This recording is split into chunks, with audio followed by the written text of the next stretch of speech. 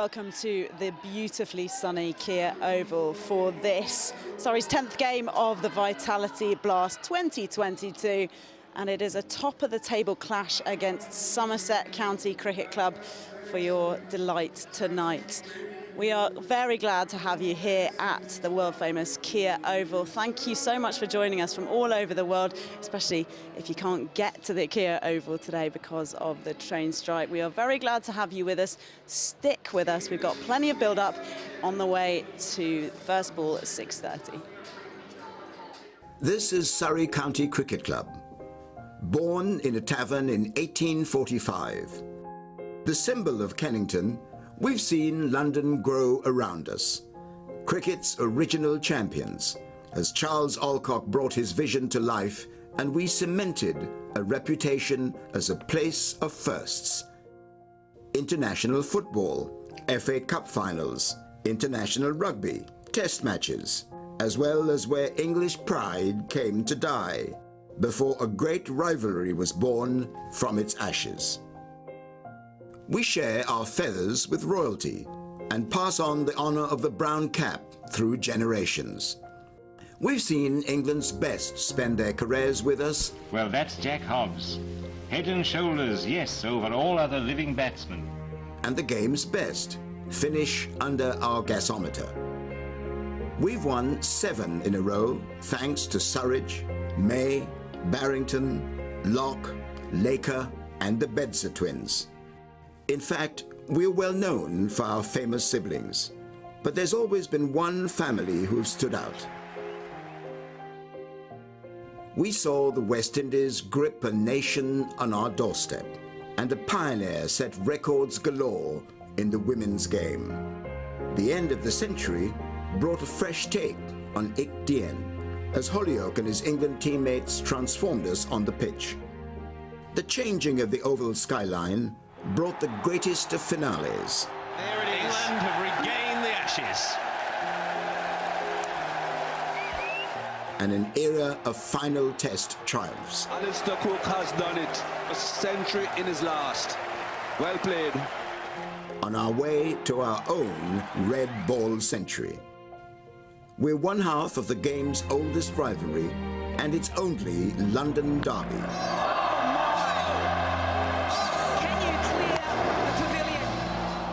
Local players are always the lifeblood of our side. But the world's best are attracted to us too. We've come through tragedies.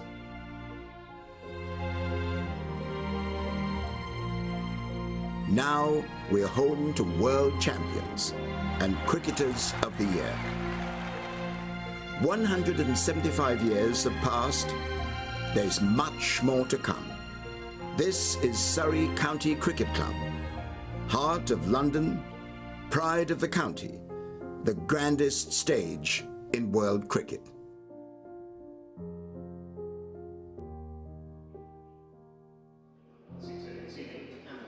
Never fails to give you goosebumps, does it, that VT? Gorgeous, gorgeous stuff with Trevor McDonald's voice all over it, and of course so much history here at the Kia Oval. 5 games to go then in this edition of the Vitality Blast in the group stage, in Surrey's group stage, and we'll be bringing you all of the build-up to this game between Surrey and Somerset tonight.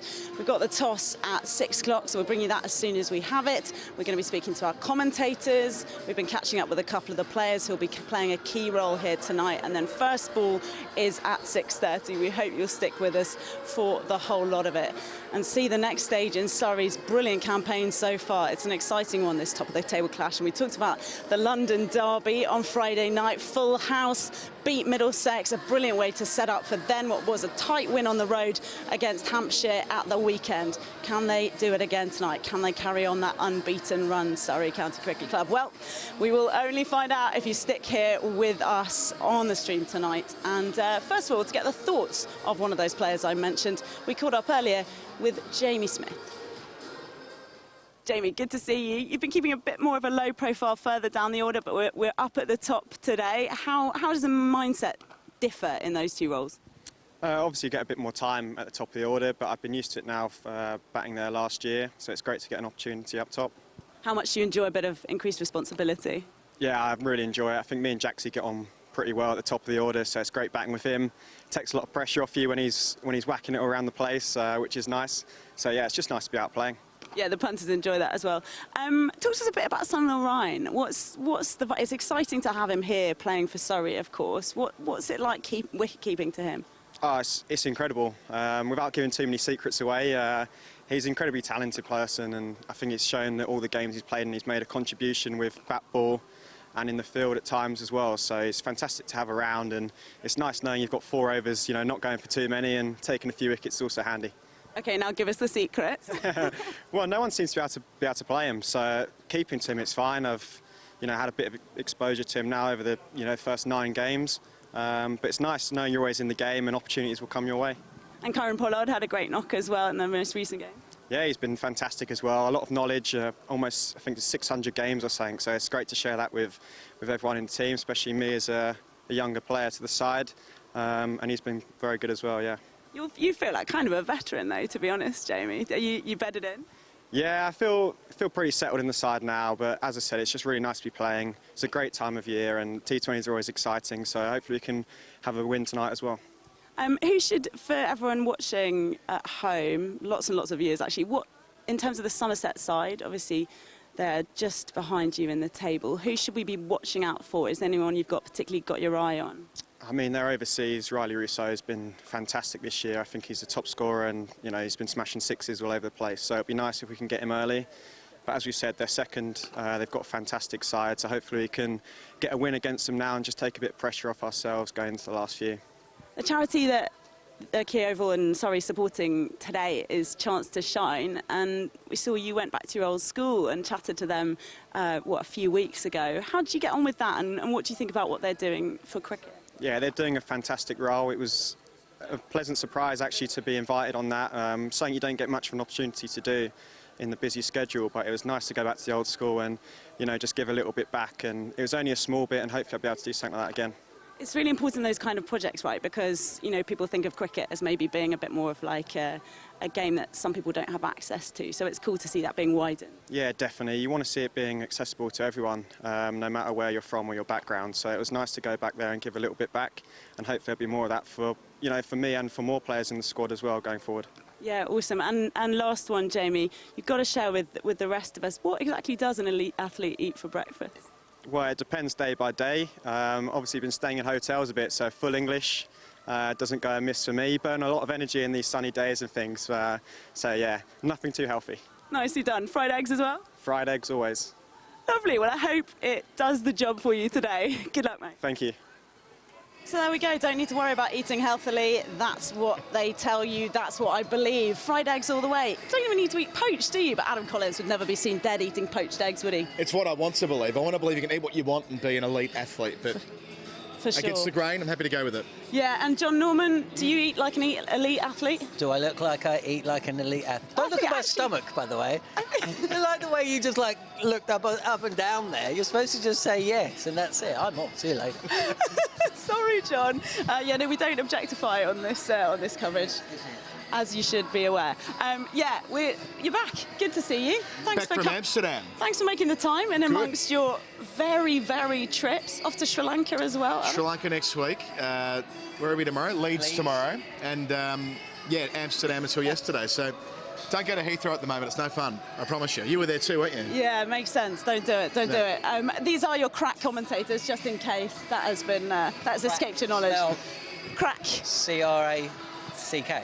Hi crack, or like good crack as well. C-R-A-I-C? Yeah, yeah. That's one for the... That's why they pay you the big bucks. The Irish fans at home. That's your education coming through. Yeah, nice. You're looking forward to this then? We're going to be the conduit for a lot of people who haven't been able to get out to come down to the Oval, so...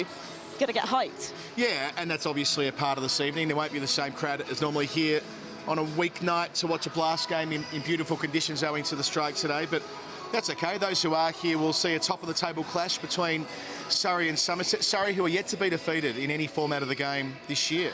They've run the table in the blast, one no result, but 8 wins. By my calculations, if they win tonight, they can't miss out on the quarterfinals. They probably won't anyway, but this will sew it up with a few games to go. And Somerset 4 points behind, so 2 wins behind Surrey, but a good chance to finish second if they keep up their recent form. 2 wins over the weekend after losing to Surrey in the championship game, and all told in pretty good nick. Nice. And of course, plenty of Surrey players, because they're such high quality performers, are out playing for England in various formats. Nice to see potentially Jamie Overton getting his debut up in Leeds. Oh, yeah, absolutely. Very excited to see.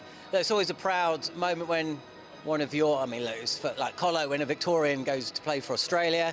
For me, it's when a Surrey player represents England, you know, Alex. I mean, look around this famous old ground, it's littered with names of those that have gone on to represent England, and you never know, Jamie Overton might be about to join them. Yeah, and he's what? I was going to say he's getting on, but that's not probably the right term, is it, John? Well, you said that, not me. I mean, he's quite a big lad, so I'm not going to offend him. It's nice to see players having different kinds of journeys to the top of the game, right? Very well rescued. Yeah, he did well. Yeah, look, he's coming through at a time when English bowling stocks are as strong as they've ever been, but of course, because of the injuries, it's opened the door to him. So, you know, we've just seen England, well, they're still in the Netherlands, they're playing another game tomorrow, but if you look at a player like Phil Salt or Bryden Cass, you know, they've come into a very, very strong setup, and they know they've got to make their opportunity count immediately. There's no mucking around. And you've seen with both of those players in the recent series, they've done exactly that. Jamie Overton gets an opportunity in that third test, whether it's because Ben Stokes maybe is a little bit poorly, or maybe they're going to rest Jimmy Anderson, or whatever they decide to do. He knows he has to perform. He's going to have one chance, he's got to make it count, and then we'll see where we are. Well, we'll look forward to watching him hopefully do well for England. But yes, let's get back to tonight then. You've already given us a bit of a précis of what we're going to likely to see from Somerset. As for Surrey, it's a smorgasbord of delight, isn't it? Because we get to now see a few more of the squad players. Yeah, and I think what's been most impressive when they've lost the England players, by the way, 6 players out of the starting 11 are missing to England right now, that they've done well bowling first and restricting sides to a modest tally. And they haven't needed to be that explosive. They've been able to replenish someone like Jason Roy, who's been so effective, or Sam Curran at the start of the season, who started the season in tremendous nick. They've not been as missed because the bowling's been so good, and it's the captain, Chris Jordan, who stepped up at the perfect time. So that's why they're 8-0. It's that they've got this well-rounded side, loads of depth, and they're well led. Nice. And of course the Hampshire game was tight, right? Tighter perhaps than you would have expected because we were here watching the first time out, the home game. And that gives them something else to work with as well, doesn't it? Knowing they can dig out a win. Look, when you can win ugly, that says a lot about where you are as a side. I think there's a lot of observers. I was reading an article, was this Nick Friend actually, who writes for the Cricketer magazine, and few know more about county cricket than he. And he was just of the feeling that the old adage, it's not how you start a tournament, it's how you finish, that determines how successful you are. And there's a feeling that maybe people are waiting for Surrey to slip up, or possibly, if they're going to have a blip, they don't want it to come in the semi-final stage. But, you know, Surrey once again conjured up a win when it looked like they were going to lose, so, yeah. I think they're getting Somerset at the right time as well. That test you're referring to there, the way they beat Essex, Riley Russo has more runs than anyone in the competition. Some Somerset fans were a bit cynical about bringing him in this year. I mean, they've had Barbara Azam, Devon Conway, Chris Gale going back a little bit further, but he's been outstanding. The fact that Tom Abel was important in the run chase a couple of nights ago. Lewis Gregory coming back from injury, making 60 not out 2 games ago. So I think from a Surrey perspective, they're getting an informed Somerset at just the right moment in the season. And were you surprised about how how comprehensively they beat Middlesex in the 2 games, actually? Yeah, my dad left early. No. I saw him yesterday. You might have seen him earlier, actually. He's a tour guide here. Your dad, Norman, isn't it? Norman, no, not Norman, Peter Norman. And he said it was so one-sided, he left with 5 overs to go. I was like, hey? You can't be doing that at a London derby. Well, exactly. So there you go. Just shows how strong Surrey are. All right, well, we'll hope to see more of that, but perhaps chance to see something quite competitive tonight with the Somerset team playing as they are. We've got a chance to take a little look back at that Hampshire game, first of all, with the highlights from Sunday. It's a hybrid wicket, a mixture of normal grass and plastic grass. Vince comes down the track and he hits it just over mid-on. Oh, and that was very nearly caught. As over the wicket comes Worrell. This is cut by McDermott, short and wide, and he's a slower one, I think that was. From the pavilion end, then Atkinson again. Vince pulls that away through mid-wicket. That is 4. Only just short. But Vince, she says, I can tell that you always mention them now. Yeah, I'm getting quite dull. Now he cuts that away. It's in the air. This could be caught a third man. And that is just about caught. Coming in over the wicket to James Vince, and Vince shot round through backward point, and it's actually got through Will Jacks. There's Overton in to press again. Short, pulled away into the leg side. Fielder there. Rory Burns takes the catch. Press picked him out straight. Just as come finer as Overton in again. That's racked him on the pad there. Appealing given. You do have that extra respect, if you like. Oh, he's edged through to first slip. And that is Jordan who's taken the catch. As Jamie Overton comes in over the wicket, and this one is pulled for 6. Got hold of that one, and Overton's as in over the wicket comes Atkinson, then to Weatherly, and Weatherly, oh, top edge off the front foot, that's gone for 6. As in over the wicket goes Atkinson, short and cutting is Weatherly, and outside edging is Weatherly, and Jamie Smith takes a good catch. Into Whiteley bowls, he's hit back to him, caught and bowled. Behave. Chris Jordan, one of the best fielders in the game, the most experienced white ball players in the game. That was hit hard by Whiteley, but he has to go. Over the wicket once again to Fuller. Oh, well done, James Fuller, because he's gone down the ground. He's gone down the ground, and he's gone for 6. Round about nearly 150. Here's Worrell switching ends from the pavilion end, and they're swatted away over mid-wicket. That is a big hit. James Fuller. 4 rows back on the long boundary side to our left. Comes into Fuller now, and Fuller again doesn't really get hold of this into the leg side. Overton, don't take that arm on. Oh, run out by miles there. As Dawson left arm around the wicket, Jacks goes outside his leg. Stumpy's going to go here. Look to drive. He's out there in the middle as Dawson is into him, and Laurie Evans off the mark in gorgeous fashion. It was a bit short from Liam Dawson. Bowled very well in that game at the Oval earlier. That's hit over mid-off, and that will be 4 runs over the head of Ross Whiteley. As in over the wicket then comes Fuller, and shot from Jamie Smith. Inside out, over cover, check drive. The pitch inside out, over extra cover. Dawson round the wicket again. He's cutting in as he edged. He has. He's out. Tried to give himself a little bit too much room. It was a quicker ball there from Liam Dawson. Smith goes for 25. Hampshire needed that. Crane is in once more. There he goes, straight to the nursery ground for 6. Exactly where we were thinking he'd go, and he has. Over the wicket he comes again. And here he goes again, Narine. This'll be out. Mason Crane's got him.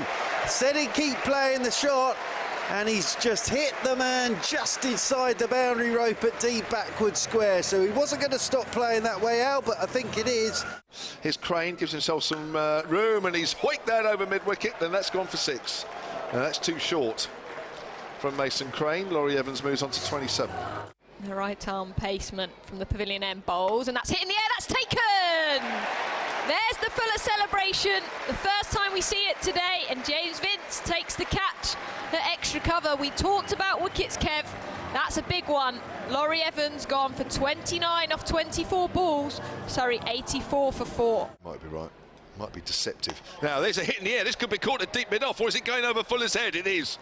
Oh, I got a little bit excited there initially, but it stayed hit and was over Fuller's head. It bounced about 4 or 5 yards behind it.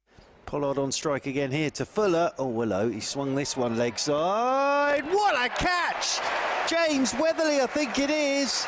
What a grab that is. Out there at deep backward square. They needed something. They've got something, because I thought that was 6. Crane comes in from the pavilion end. Overton advances, he stumps! Is that the moment? Mason Crane floated it up outside the off stump. Jamie Overton tried to smash it out the ground, and Crane picks up a wicket. But those in the crowd are watching as Ellis bowls. Huge ball, that's pulled, that's 6 runs. Chris Jordan, one of the best T20 players in the world. And he's shown why. Ellis, hands on head. That's Surrey's 150 up. 2 needed off the last over. And he's gutted there, that's for sure. Here is Wood, 1 needed to Chris Jordan. It's down the leg side, it's a wide, and that will be the game for Surrey. And it's a bit of an anticlimactic end with a wide down the leg side. Rory Burns there taking us over the line against Hampshire. So, yeah, it is 8-0 for Surrey's men in this Vitality Blast. Now, we're taking on Somerset tonight, and we're about to get down to the toss. We have our reporter, Claire Thomas, there with the captains. Well, we're half away from the first bowl of tonight's match. It's first versus second, Surrey against Somerset. The stage is set for a cracker. So let's get the coin toss underway. I've been joined by the umpires for tonight, along with Tom and Chris, the two match captains, and of course, the woman this is all about. It's today's mascot, Maya. Right, you've been practicing, you're ready. Let's have it, Maya. Tails. That's a head. Go on, yeah, Andrew, all the best. Go on, fellas. Well, the coin has come up with heads, so Chris has made his decision. Chris, what have you gone for and why? We're going to have a ball first. Surface shouldn't change too much. A couple of new faces in the team as well, so hopefully it goes well. You mentioned those new faces, but consistency is key for your side at the moment, undefeated so far this season. How confident are you can maintain that record? Well, so far we've just been taking a game at a time and a day at a time, trying to assess conditions as quickly as possible and then go from there. Somerset got the win here this time last year, but what's changed in the interim? How are you going to get the win today? Similar to what I just said, hopefully we'll just see how the pitch is behaving, and hopefully we'll try and restrict them to as least as total as possible and then try and chase it down. It's not been easy for the fans to get here today, but plenty of them have managed it. Do you have a message to them? How important is their support? Yeah, it's very important. Obviously unfortunate that a lot of them couldn't be here today, but the ones who are here, cheer as loud as possible, try and get the win for you. Cheer as loud as possible. You heard your captain. Thanks very much, Chris. Go well out there today. Tom, come on over. How do you feel about the result of that one? Yeah, we probably would have looked to a bowl as well, but equally we're happy batting. We know that if we can bat well and sort of post a decent score, we can put them under a bit of pressure tonight. It's been a happy hunting ground for you in the past, the Kia Oval. Where are confidence levels within your squad? Yeah, confidence is really high. We've been playing some really good cricket, but equally, we're very aware that tonight's a new night. They're obviously a top side and going really well, so yeah, it should be a cracking game. And with the standings looking pretty tight at the top, what would it mean to get a scalp here tonight? It would obviously be massive. Every win is so important, particularly obviously trying to qualify for the quarters. So yeah, it's obviously a massive night, I think, for both teams. Thanks for your time. Go well out there. Thank you, cheers. So there we have it. Surrey have won the toss and they have chosen to bowl. And you also heard that Somerset would have chosen to bowl as well based on the conditions. Here at the Kia Oval tonight, the glorious sunshine that I am enjoying, that we're all enjoying remotely in many cases, watching our coverage tonight. Thank you again for joining us. Many of you messaging in, tweeting to the Surrey Twitter handle as well. Please do continue to do that. The other great thing, one of the things that Surrey has been doing throughout the course of the T20 blast is that they have been supporting a wide number of charities. So every game, one charity is being supported by Surrey County Cricket Club and the Kia Oval. Tonight, it is Chance to Shine. And this is a charity that helps to give young people a chance to develop through cricket. The charity has put a bat and a ball in the hands of 5 million young people since it was first set up in 2005. Here's a chance to hear a bit more about them. Chance to Shine is a national children's charity who use cricket to inspire young people in state schools and disadvantaged areas. Our programs can change lives, focusing on the physical, social and mental development of our participants.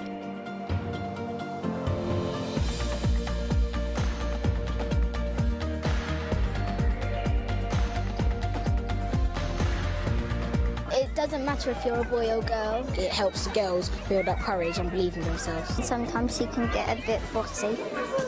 It's had a huge impact on the children's behaviour, self-esteem, self-confidence.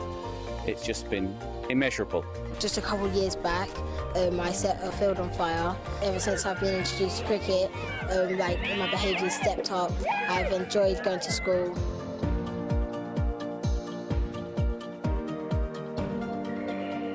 When I first met Bash, it was mainly through his carer. She contacted me and said, look, I've got this young Afghan refugee who is mad about cricket. If you consider from where he's come from and the journey that he's gone through to get to where he is now, It has been heartbreaking, it has been tragic, and it started as a young boy in Afghanistan, but all he did was land in this country. Within about 3 or 4 weeks, rather than just being a participant, he actually asked me if he could do some coaching, and he just took it off. He was mainly the one that actually helped me bowl, and I'm now bowler of the year twice. Bash is inspirational because if you're down, like if you're calm and you're down, he would help you like get back up again. He's now got a life beyond cricket, but that life came from cricket. We believe that cricket is for everyone, and Chance to Shine are proud to work with 600,000 children each year. But there is so much more to be done. We need your help to ensure that all children have the opportunity to play, learn and develop through cricket. Partnering with Chance to Shine is a rewarding experience.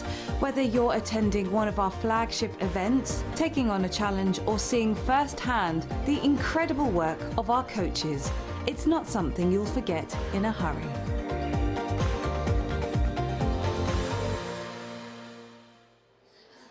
Such great stuff to see is Chance to Shine doing, and so good that Surrey is supporting that charity tonight. Just one of the 6 charities or 7 charities that have been recognised over the course of the T20 blast so far, and we should be hearing about more of their work at half-time in between the innings tonight as well, so stay tuned for that. They've helped all of these disadvantaged up-and-coming cricketers as they now are, and it's really exciting to hear more about their work and their support. And all of the beer cup deposits that people are donating tonight make a huge difference to the work that Chance to Shine do.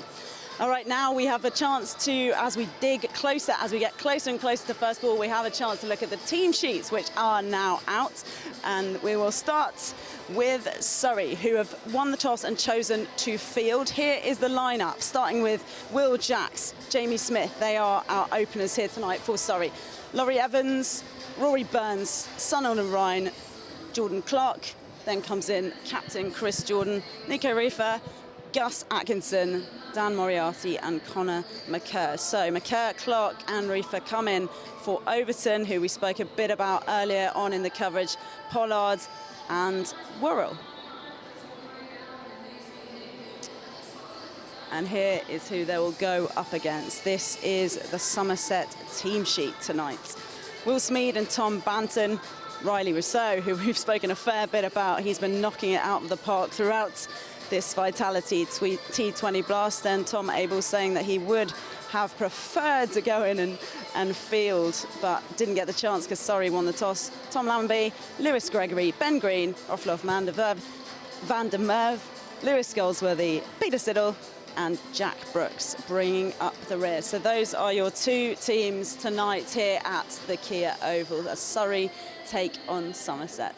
Now, it's not just about the high-quality cricket that you're going to be experiencing tonight, of course, because one of the great things about the Kia Oval, when it's got a good crowd in, is, of course, just the environment and the atmosphere.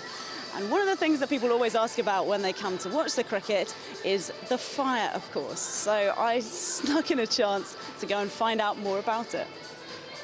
So one of the things you can't fail to notice when you come to a T20 at the Kia Oval is that we enjoy a bit of fire at key points in the game. And the man who's in charge of that is Mark Kelly, who's with me now from AC Lasers. Now, Mark, we're here doing this and having a chat to you before the game, but you tell me that it would be perfectly safe for us to stand nearby even during the game, even when things were being set off. Absolutely, we use what we call a Galaxis G-Flame, which is one of the safest units on the market, so there's no fear of anyone accidentally pressing a button or one of these things going off on their own. Everything is controlled by this key, and until that key's in the unit over there, you cannot fire these machines. OK, so safety is covered. Now, the next question is, have you always loved setting things on fire? So from an early age, always setting things on fire, no, seriously. Sort of 5-6 years ago I started doing this. You know, we go all over the country, all over Europe, festivals, concerts, weddings, you name it, we do it. Cricket matches, football matches, rugby matches. So we do this sort of thing week in, week out. So we're very familiar with how the crowd reacts. You know, all of our staff as well are all familiar with the sport that we're doing the events at, so we know exactly when to hit, that sort of thing. No one needs to tell us when to fire, we know when to fire. So.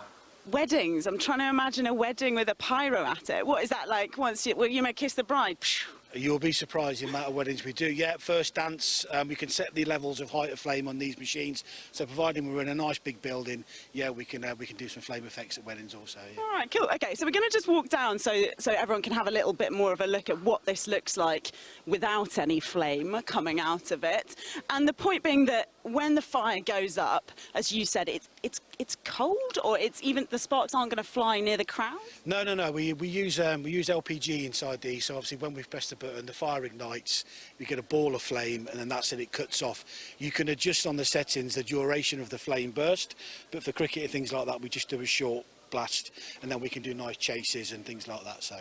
All right. Well, apparently I'm going to get to have a go at setting them off. So it must be fairly simple. Let's give that a go now.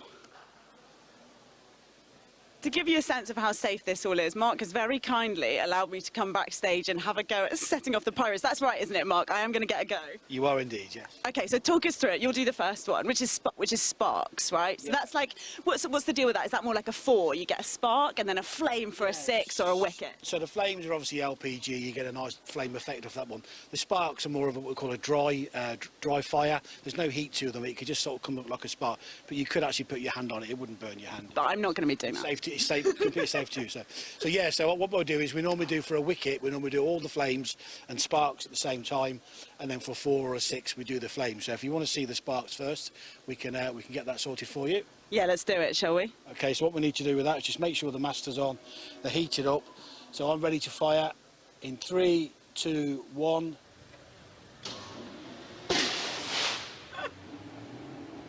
It's a thrill every time, right? Come on. Absolutely, yeah. Can't be a bit of pyro. 2, right. Okay, so now that's the sparks, which is it's the lower key of the pyros at the Kia Oval. It's an instant hit, and then obviously we move on to the flames then. So as I mentioned to you as we were walking past there, nothing can get control without this key. So I've put the serial number in that, the program that I'm going to use. So just to arm it, put the key in there, press that button there. That is now armed the system, so the flames are now ready to fire. So if we were to press that button there, the flames would go. So if you would like to do that, if we're safe to do so, I'll just give a shout, flame test, and then you're ready just to hit that button there. Okay, Mark, thank you. Are we safe? Is our cameraman going to be safe? He's going to be absolutely safe there. He's going to be fine there, as long as he doesn't move, yeah. Okay, so we're going to do a flame test. 3, 2, 1. Twice or once? Just twice or once, whatever you can do. And again. There you go, simple as that. We'll take the key out to make everything nice and safe again. Although they're still armed, no one can fire the button, so good to go. And that's how it's done, everybody. I'm not sure whether I want to change jobs, but that was pretty awesome. Thank you so much, Mark. No worries at all, my pleasure.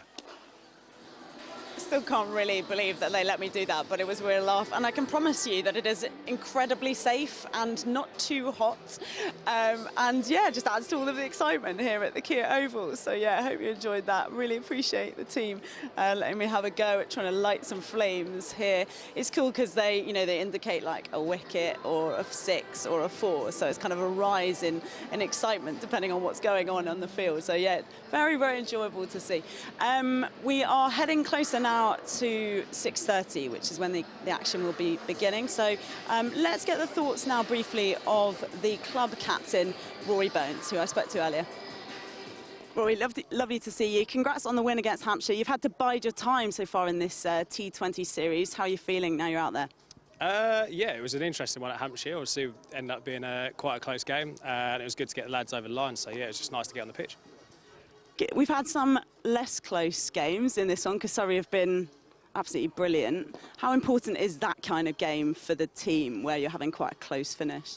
Yeah, definitely. I think all sorts of wins are good for the team. Obviously, if you're winning by a long distance, it's obviously nice that you're winning. And if you're getting over the line in pressure games, then yeah, it's also nice to get over the line. So I think we're going quite nicely.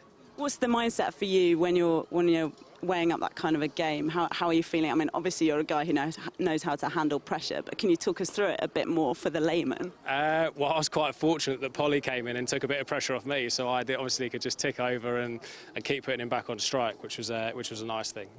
Yeah.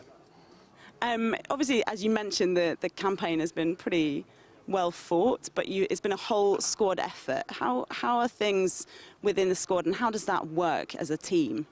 I think it's just guys understanding that they know that there's going to be an opportunity somewhere down the line, and hopefully when they get that opportunity they can come in and take it. I think that's pretty much the mentality of our squad across the board, and it's proven its worth at the minute. How's everyone's pride? Enjoying it.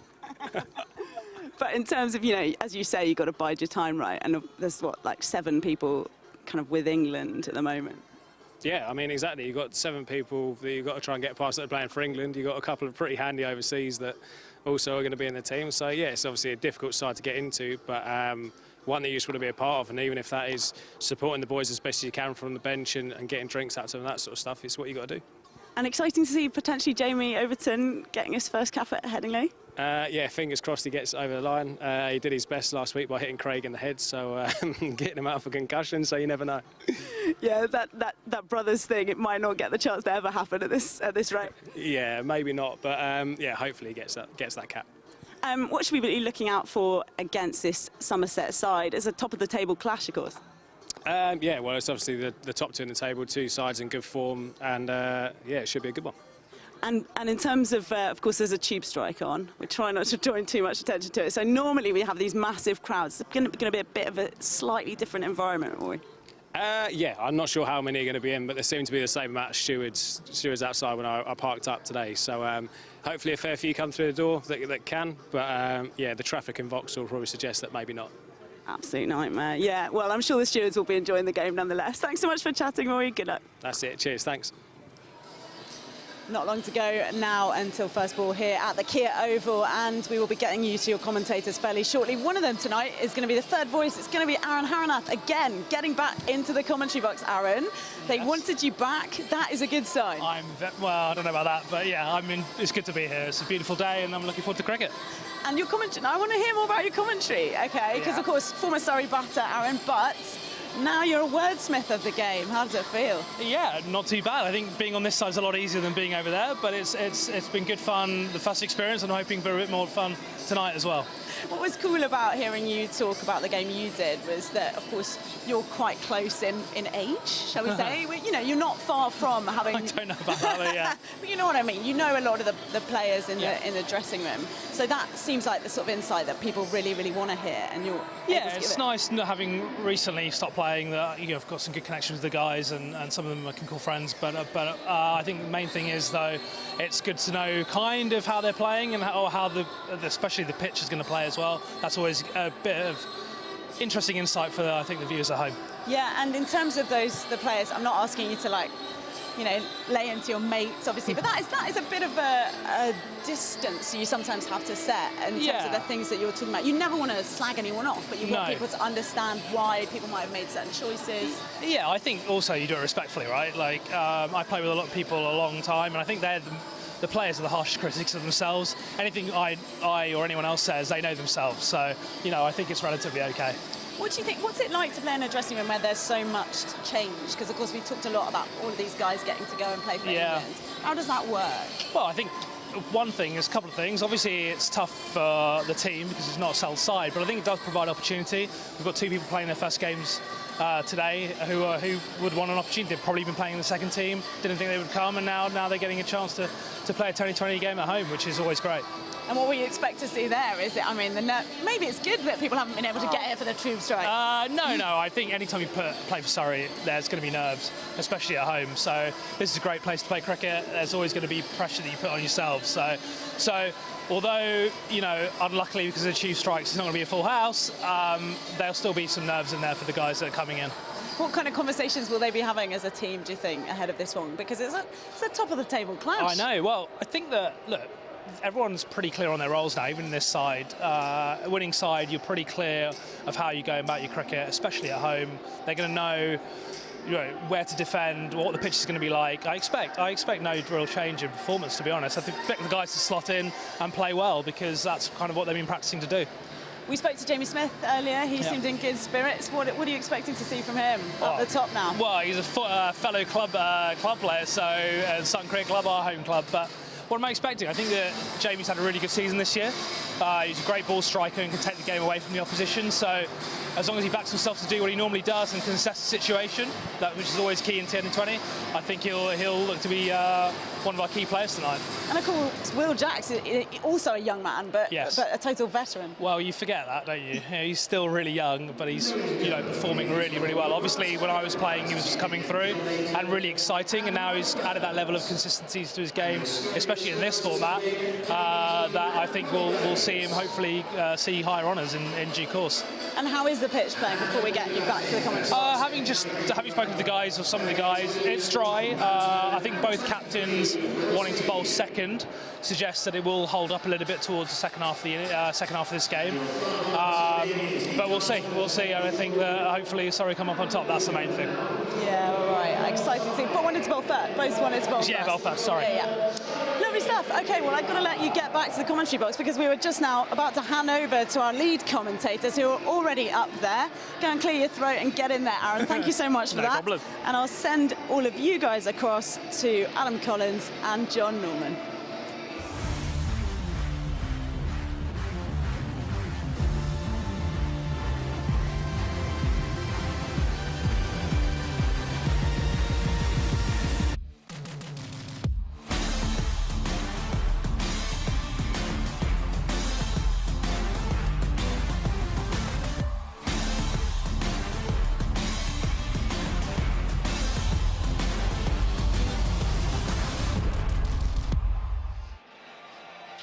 Well, hello and welcome to London's premier cricket ground, the Kia Oval, for another sultry evening at the ground for top versus second. I mean, what a contest this could be.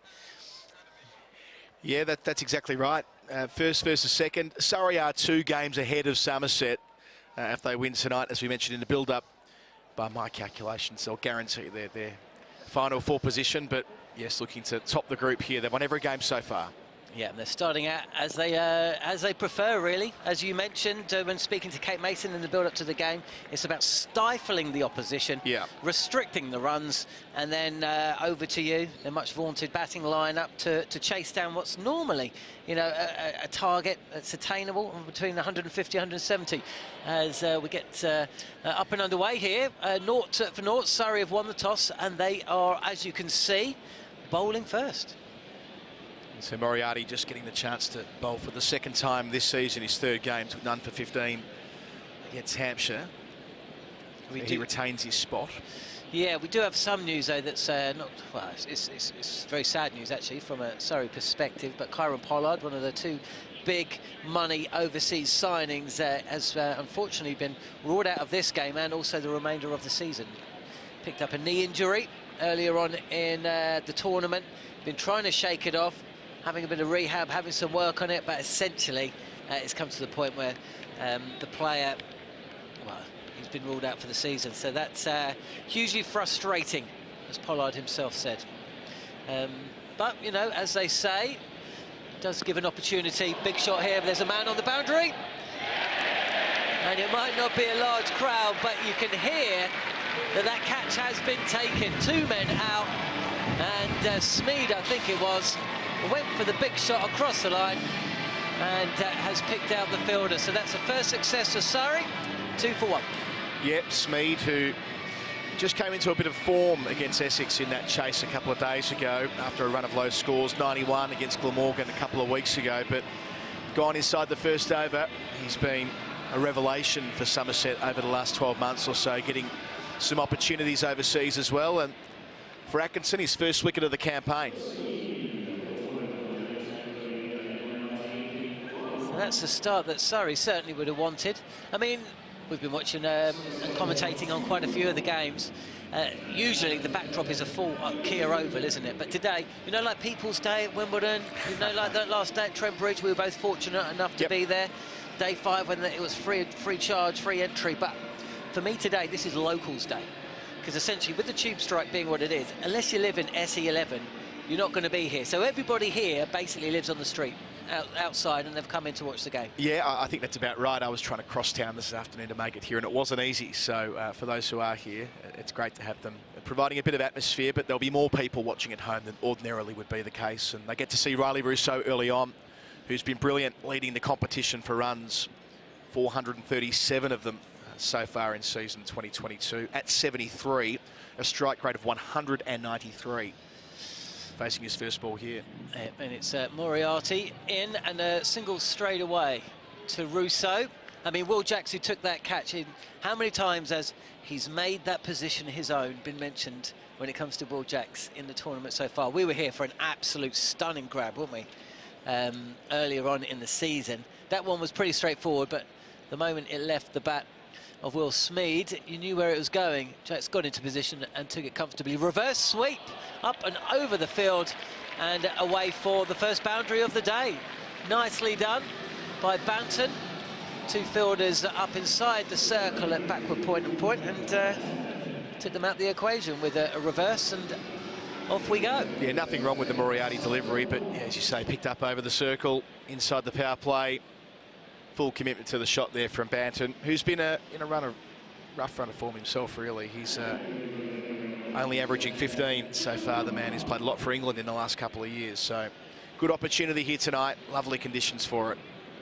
Yeah, Banton's his form has allowed him to, well, he's kind of lost his way over the last year or two. I remember speaking to the head coach of Surrey, Gareth Batty, about him when he first burst onto the scene. He was he played maybe 1 or 2 games for England, but he was being mentioned in dispatches, and Bats had bowled to him on a few occasions, and you know, he was quite forthcoming. He thought that Banton was essentially going to challenge for an opening spot, which is saying something when you consider the players that have got those positions for England.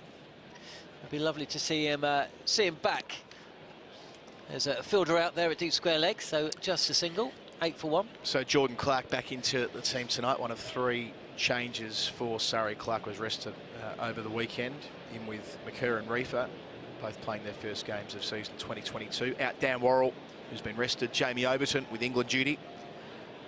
And Pollard, who unfortunately, as you announced before, will miss the remainder of the season for Surrey with that knee complaint. So a reconfigured side. Yeah, it's the depth for Surrey, isn't it? Now 6 players with England, losing Pollard, one of the 2 big overseas signings. They've had to dig deep, and so far they've done it nicely. Yeah, Jordan Clark actually played ahead of Jamie Overton in the first 4-day game of the season. Stifle shot for a leg before. Thought for a second there might be a dicey single at the non-striker's end, but no dramas. Russo 2, Banton 5. But yeah, I mean, the depth for Surrey is evident when you've got, and it's not just the depth. It's Jamie Smith, for instance. Okay, so first T20 of the season, they play Ollie Pope as wicket. He then gets called up to England. Jamie Smith comes in at number 9. Jason Roy then gets called up, and Jamie Smith opens. That'll be another 4, slightly in line by Jordan Clark there, and the fielder positioned at deep square leg is never going to cut that off. So a mistake, and Somerset 13 for 1. Mentioned Riley Rousseau in the intro, sort of noted that Somerset fans weren't best pleased after having Barbara Azam and having Chris Gale and having Devon Conway part of their blast campaigns in recent years. Like, well, Riley Rousseau hasn't exactly dominated since moving to England full time. Oh, off stump, peg back. And I call that the curse of the commentator, Adam Collins. Riley Rousseau has been and gone. 13 for 2. Yeah, crucial wicket, as I say. He's been in sparkling nick, averaging 73, and off stump cartwheeling out of the ground for Clark. Back in the team tonight, straight in the book. Super start for the home side. Picking up Smead and Rousseau inside the first 2 overs. Now they can turn the screws, as they have done in their last couple of wins. Bowling first, keeping sides to about 150 odd. Hard held against Hampshire, but taken as a whole, this is their game plan. Wickets early, and go to work in the middle overs with spin. And I suppose it goes back to what we were saying about taking your opportunity. You know, Jordan Clark's, his brother Graham plays at Durham. He's been starring. So we're sitting on the sidelines watching that. Finally gets his opportunity, Jordan, and he knows he needs to make it count. Do you think that Rousseau just telegraphed what he was doing a little bit early there, or do you just think that... backed away and presented the stumps, backed his eye, as you would, playing the way he has. He was extraordinary against Essex a couple of days ago, but Been and gone now. Yep. You can nearly look at the captain, Abel. Deep square third, the two players outside the circle. For a second there, I thought they was going straight to backward point. And Abel was the other man, along with Rousseau, who was instrumental in chasing down 189 against Essex a couple of days ago. Abel 62 not out from 46 balls. Now, a good season. I'm going to put something to you, Colo. You know, when you think of... so we're covering the New Zealand series. Yep. Michael Bracewell made his debut. Much talk about the Bracewell family in New Zealand. Fuller this time from Clark. Pace off too. Yeah, nicely played though, up to mid-on. And that is the end of the over. Over number 2, 15 for 2, so 2 wickets. One to Moriarty and one to Clark. It'll be interesting to see who bowls the third over. But yeah, so obviously a family affair when it comes to New Zealand cricket. Yep. Whether it's the Bracewells or the Coneys or the Lathams or the Redmonds or the... I mean, there's a lot of families there that played a lot of cricket. Yep. The Crows. They were pretty good. Then, of course, you got Stuart Broad playing at Trent Bridge as well. I saw his family in the crowd watching him take wickets on that final day, or penultimate day. It was Dad was the third up, wasn't he? Or no, he wasn't. Broad, he wasn't. Well, he wasn't last week. He was just a punter watching. Just a punter. Well, I suppose it's home ground, isn't it? So if you think of families that have brought the most to cricket, yep, I will suggest that none. It's a good-looking shot, just the one bounce, and that'll be another 4. 19 for 2, and Banton has looked good at his short stay. He moves to 11, scored 19 for 2 in the third over.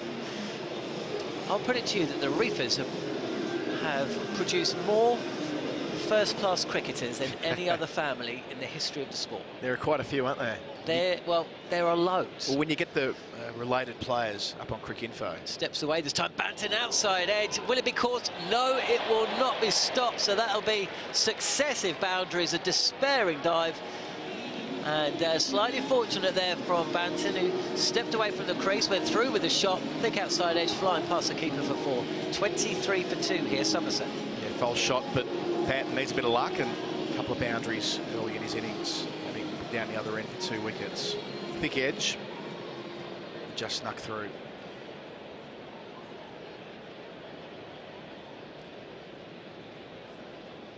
What we've got here, reverse, and I tell you what, we've seen that shot played today and it worked really well, but on that occasion, slightly fortunate to get away with that. Yeah, it's a sign when Banton's at his best, when he's reverse sweeping, square of the wicket in front of square.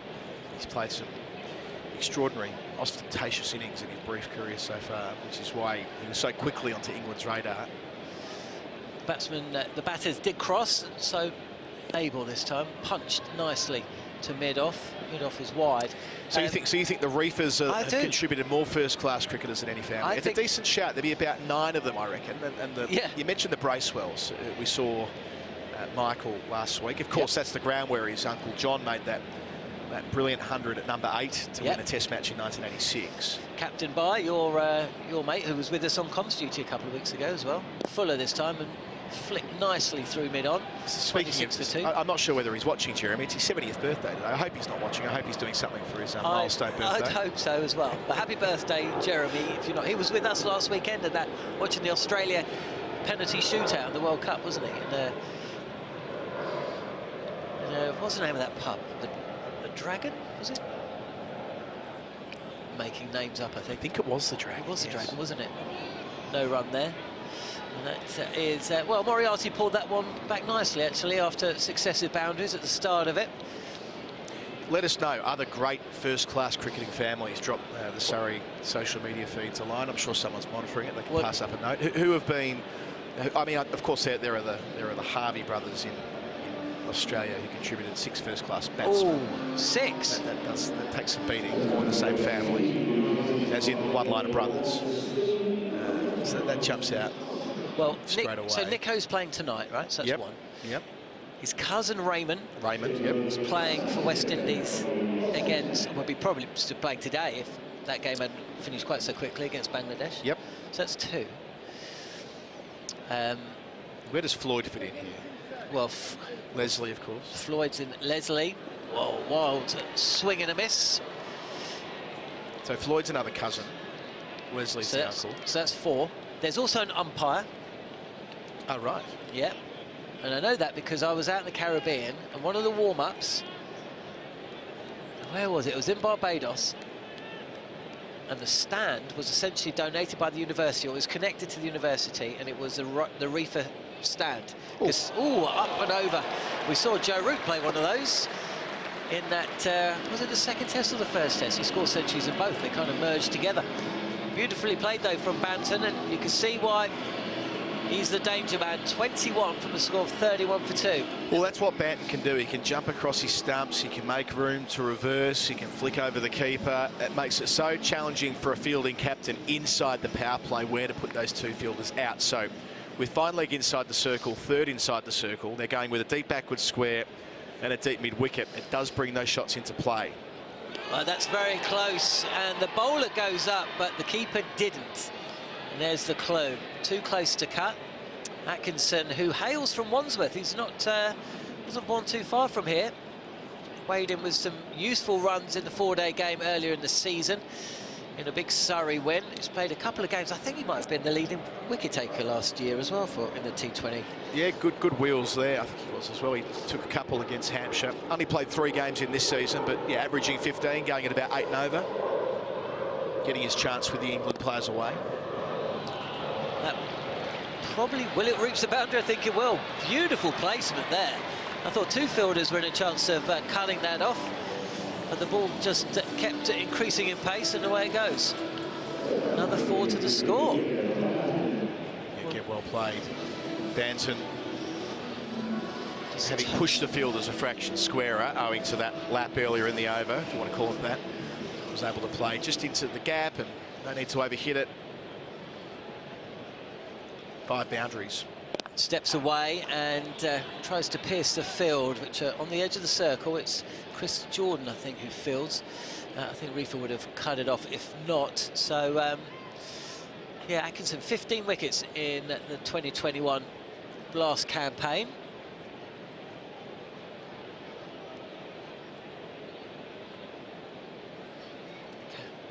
Gorgeous night for it. They push back deep 3rd with Abel on strike and deep square as well. Couple left in the over. This is better from Atkinson. That 4 was just pitched up, possibly a little bit too full. He's dragged his length back slightly, cramping the batter for room. Yeah, found the inside edge there, just bringing the ball back off the seam. Seen that a couple of times from our end, the JM Finn stand end, or the Vauxhall end, as it used to be known. Yeah, when my dad first brought me here, Vauxhall end looked very, very different this side of the ground, that's for sure. Little bit of width there, I tell you what. That was a nice delivery from Atkinson, but the batter possibly feels like he missed out. So was that 2 dot balls to finish the over? Yep, good finish. So a couple of boundaries earlier on, then 2 dots to complete Atkinson's first. So 4 overs in, and you'd say both sides would be relatively happy with the score. Somerset would have done with 1 less, but in terms of the runs, they're kind of where they need to be. But much importance, you feel, on Banton's wicket, because he really has scored the bulk of those runs. 26 of 36. Yeah, they've got Lemonby and Gregory carded to come in at 5 and 6. Gregory, who made a half-century a couple of games ago. Gregory's hit a fine century against Surrey in the 4-day in the county championship last week. Surrey looked like they were on the verge of quite a comfortable victory. Somerset led by 50-60, only a couple of wickets in hand. And Lewis Gregory and Peter Siddle really frustrated Surrey, and in the end the target was around 220, which they got, but a bit nervy on the way. I think they won by 7 wickets. Will Jacks with the half-century, but suddenly it was a much more tricky run chase than they would have hoped. Jordan Clark has switched ends, now going to be bowling for the Mickey Stewart Members Pavilion. 37 for 2, Abel on strike. And again, happy just to take the single, rotate the strike and get the informed Banton on it.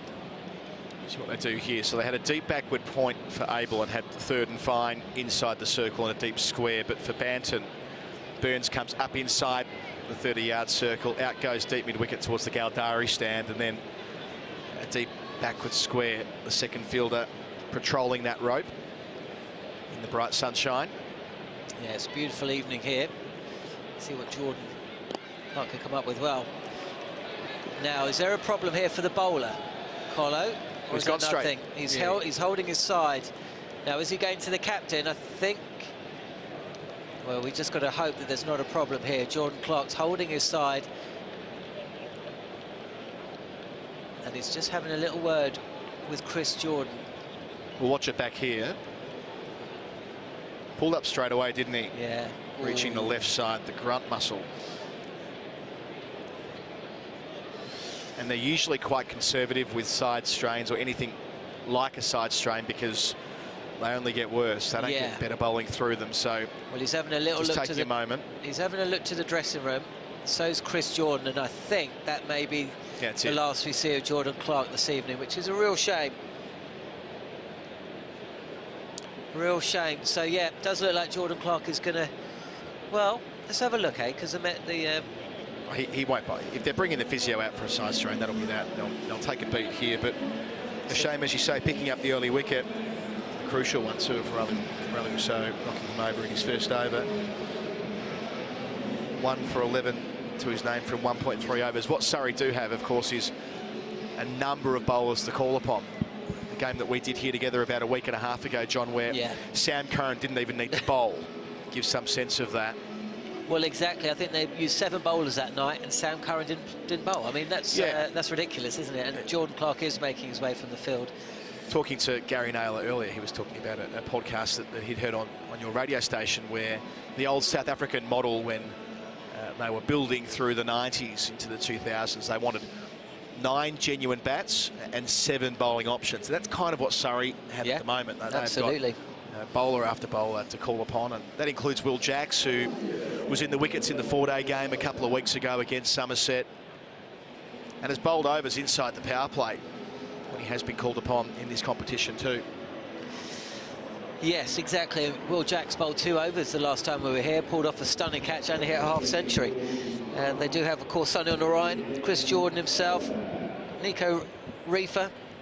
We've already seen Atkinson and Moriarty, and McCurr as well. Yeah, so McCurr gets the opportunity here. Back for his first game of the season, McCurr. Yeah. 24 years of age. We'll see him swing the ball around. I thought he might bowl inside the power play, but can also bang it in. Yeah, I mean, maybe he would have. Maybe he would have bowled the 6th over. Yep. He's going to bowl the end of the 5th, though. Sharp. This is flicked to deep square leg, just for a single. So 39 for 2, Banton 28 and Abel 3. Jordan Clark has unfortunately walked off the field with what looks like a side injury, so we won't be seeing him again today, you'd think. Conor McCurr, who's been at Surrey for a number of years now, down on Quick Info as an overseas, which surprised me. He's born in South Africa, but I thought he would have been here long enough by now. Yeah, he played in the Under-19s World Cup for South Africa, didn't he, many years ago before coming over, and was a reasonably important part of that 2018 side that won the championship. Took a 7 for, if I recall correctly. Yeah, no, that's absolutely right. He did. Full and bunted back. It's a few cheers in the crowd, thinking that possibility of a catch, but bump ball. But yeah, no, he's an interesting player, actually, McCurr, because he was in and around the side during a pivotal moment in the club's recent history. Yep. Championship winning side under Rory Burns, who's playing today, down to bat at number 4. Burns, of course, captains the 4-day side.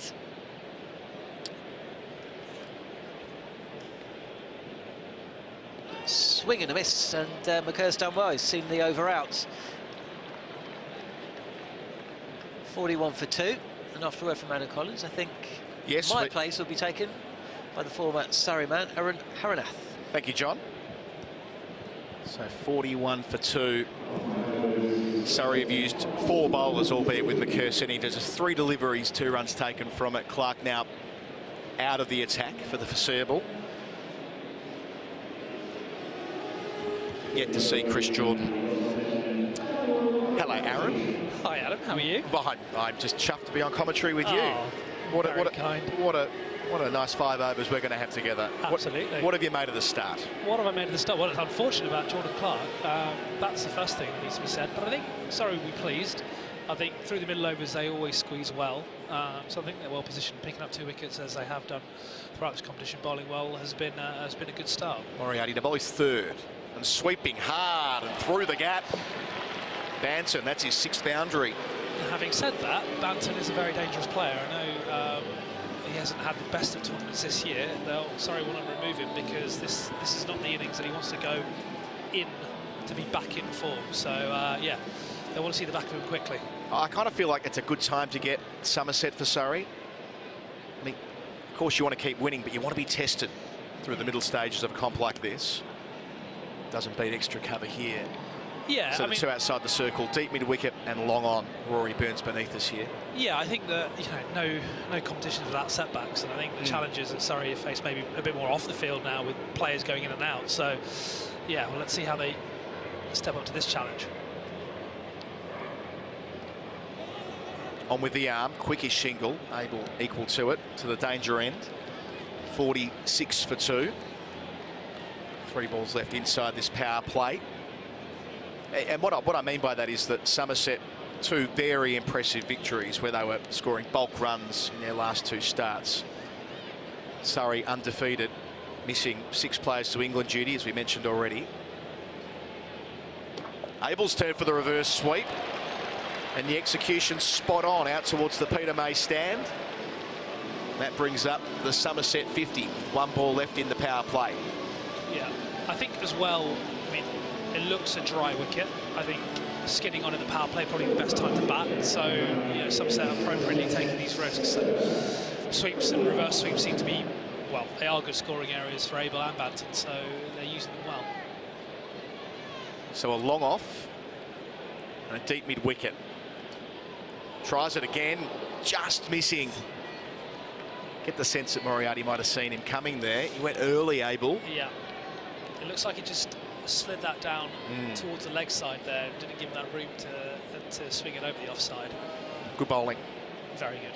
He's been steady for Surrey in this competition. Bowling in the sunnies, Moriarty. Reverse once more. Shout for leg before's turned down. They sneak through Banton to the danger end. So the power play's complete. 51 runs coming from it for Somerset, which was a good recovery, losing Will Smead in the first over for 2. And for 1 rather, and Riley Rousseau, the danger man, bowled by Clark for 6. But in the middle of that first 6 over stretch, the home side lost Jordan Clark to what looks to be a side strain, so they'll have their depth tested once again. We'll have a look at the 2 wickets in just a moment. There was Smead in the first over. A smart catch this from Will Jacks running around. He'll do that. We saw a brilliant catch from him last week. Rousseau making room, trying to whack it over cover and losing his off pole. The skipper, Chris Jordan, been in good nick in recent weeks. The effect of Jordan Clark, though, might be with the batting as well, which is a concern. If he's got a side strain, which hopefully, touch wood, he hasn't, then yeah, it might be tested batting depth as well as some of the bowling resources. Atkinson starts his second, or at least he was planning on it, but called up. Umpires Burns and Bainton this evening.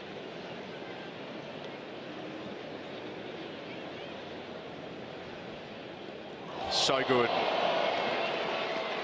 You just love to see that resourcefulness from a player like Tom Abel, who is probably better known for his red ball cricket. He was in that extended squad that England had a couple of years ago. He's been talked of in those circles that he could be a future Test cricketer, but as we've seen from Joe Root, John mentioned that shot that he played at Trent Bridge a couple of weeks ago. They've all got the white ball bag of tricks these days. Absolutely. I think that as well, when you're playing along boundaries here, long square boundaries, you might not be able to hit sixes out there. You've got to be cute with the way you play.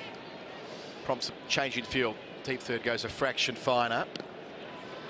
And Abel plays conventionally.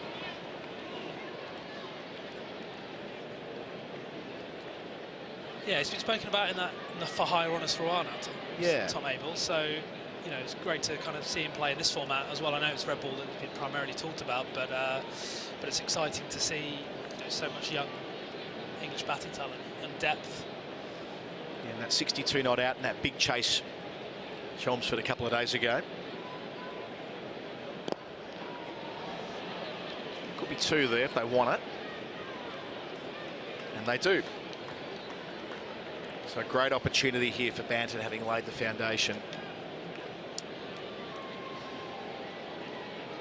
It was 2019, wasn't it, when Banton in this competition just made himself a certain selection for England the following winter. Yep. They had to pick him. The comparisons to Kevin Peterson were obvious. Got that extended run in both the 50 over and 20 over sides. Oh, that's close. Turned down. That must have been sliding. That looked very close. Yeah. Straight down the wicket from behind.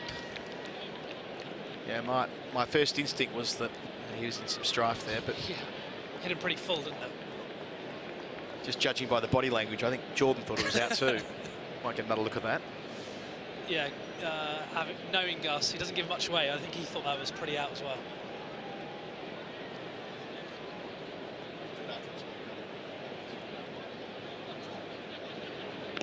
Slap.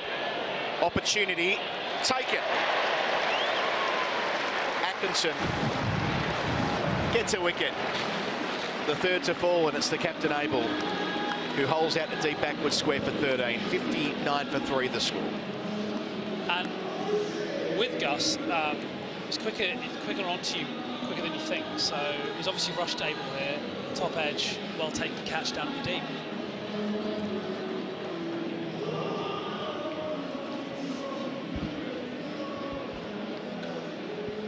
McCurr down there. Safe hands. Didn't have a lot of work to do, got to hold on to it. And just when that partnership was looking dangerous, they came together. Well, it was 13 for 2. They added 46 for the third wicket across 5 productive overs, and it brings Tom Lemonby to the middle. Yeah, I expect Surrey through the middle overs of the seams especially to go hard into the middle of the wicket. I expect either cutters into the wicket or hard kind of chest length, make him hit square. Hasn't had a huge amount to do through the season, Lemonby, with bat in hand. Of course, he mostly known as an opener in 4-day cricket, although he's been shuffled down the list a little bit in recent times as well. But real talent. Yeah, another player who's hardly thought of. Yeah, scored those 300s in the Bob Willis Trophy a couple of years ago. His first ball here, the left-hander, off the mark. Made that 100 at Lords in the final of the Bob Willis, didn't he, against Essex, and looked the goods and had a rough trot in the second season, as you often see with cricketers, isn't it? And openers especially, yeah, your old gig. Yeah, second season syndrome. I struggle every season though, Adam. So yeah, never easy. But I think, you know, when you get worked out, people start bowling at you more. You know, you've just got to have a way of coming back at them. I think following on. So yeah, I think he's still young, still time to learn, and it'll be sometimes white ball cricket just frees you up a little bit and allows you to play how you want to. So I'm sure I'll be excited about this opportunity. So it looks like Moriarty is going to bowl out here. His first 3 overs have been worth 1 for 27 for the home side. Picked up Smeed in his first over.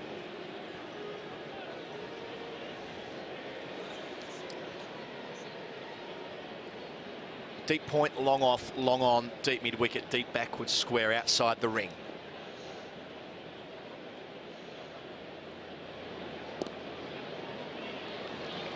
Yeah, really good in his follow through there to certain single. Pretty conventional field to start off with. I thought they might bring mid-off up, but I think they're going with this to the start.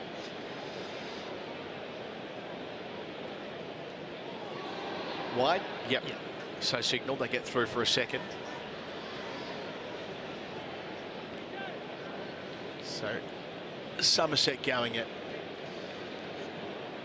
up around 9 and over now. Good recovery. Can they make the most of it?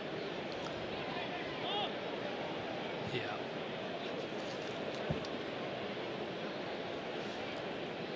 Mentioned they made a lot of runs in the last game. 194 for 2 when easily chasing down that target against Essex. That's ambitious. winning by 8 wickets. That was Rousseau, 85 not out from 36 along with Abel. But the previous game in the derby against Gloucestershire, they made 184 for 6 batting first. That was Lewis Gregory, who's still to come, making an unbeaten 60 from 36. Yeah. I think Surrey will know that, obviously Lewis is a dangerous player, but a few more wickets than they are into lower order batters, and then runs do become difficult, especially here at the Oval. So, yeah, they'll have those wickets, trying to keep hunting for those wickets in the middle here.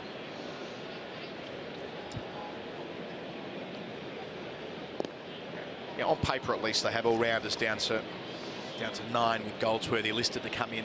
And obviously Peter Siddle can bat too, so... Yeah, and Siddle, I feel like I've done him... Yeah, you've done him a service there, my fellow Victorian.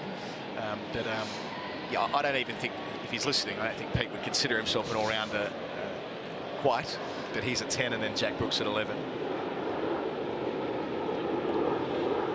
Extra bounce there, not bowled.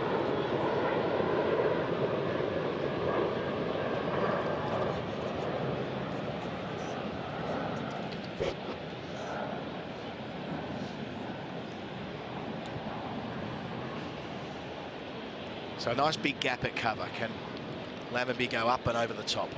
Makes room for it, but Moriarty follows him. Well bowled to finish.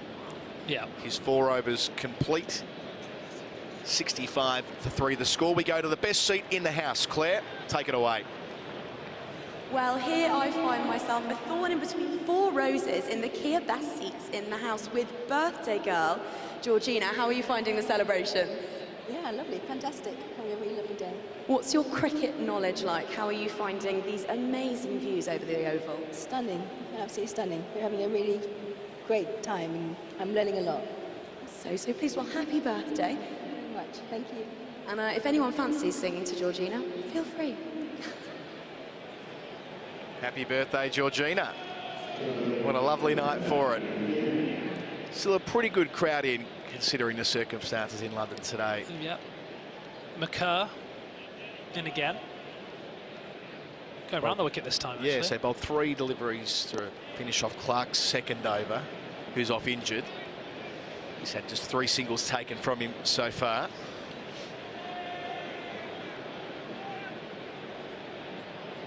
Really is the story of depth, isn't it? When you can take Roy, Curran, Topley, Pope, Folkes, Overton. I mean, they're all in the Surrey first 11. Yeah. And, I mean, lose a soldier, replace a soldier. That seems to be the philosophy here at the Oval. I think, especially as well, I think the guys who are in the second team at the start of the season know that that team that starts the year doesn't actually necessarily finish the year, and actually it is a real squad effort to get over the line in any of the comps. So 4 back on the leg side, just deep point on the off. Pace all the way off, but just off target. Yeah, and I think that, for people like Connor who haven't played much, it's a great chance for him to now to cement his place, show what he can do. And in this comp especially, it looks like Surrey will be there or thereabouts come the back end of it, and it'll be good if you can do that with a full squad. Yeah, it was the same in the Royal London last year when Surrey lost a lot of players at 100. It was McCurr who stepped up and led the attack in the 50 over stuff. Wider of the crease here, extra pace, so good variety to Banton. Yeah, I don't think you want to bowl the same thing to Banton every time. He's got enough power. You want to just keep mixing it up. They've gone all back on the leg side, so slower balls are one option, but I think hard into the wicket as well is the other one. Yeah, make him hit out there.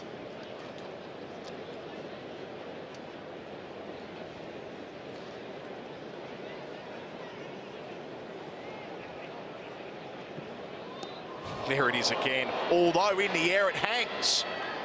Yep, nicely pouched. Banton couldn't resist and pops it down the throat of Atkinson. McCurr gets a big wicket. Banton gone for 39. And Somerset lose 2 quick wickets. They're 68 for 4. Yeah, I mean, look, I think he was trying to go over the keeper's head there because Atkinson was relatively fine. So third man was up before, and I think he was trying to go directly over the keeper's head. Now got it slightly wrong, and that's what happened. Yeah, playing that shot off balance, wasn't he? You always hear from those fabulous modern players like Josh Butler. The key is getting there early and staying still. He wasn't able to do that, Banton. I reckon McKerr might have seen him coming a bit. Saw him going that way, pushed it wider, was committed to the stroke, gets the opportunity. Clever cricket. And Gregory, who is normally a man for a crisis, has got to maybe dig Somerset out of a bit of a problem here. Yeah, they'd be thinking, in an ideal world, Gregory's coming in those death overs and able to muscle a couple, but not the case here. He's striking at 144 this season. Stepped down as the T20 captain last winter, led the team for a few seasons. Captain over at the Trent Rockets, Lewis Gregory. Played around the world, of course, now too, across the leagues in Pakistan and Bangladesh and other parts of the world. Yeah, fine player. Yeah, lots of experience. Now, 30 years of age, Gregory. Stuck up on us a little bit. Now an England international as well. Off the mark, first ball. Yeah, it's interesting to see how Somerset are going to go about this now. Obviously, 4 down within 10.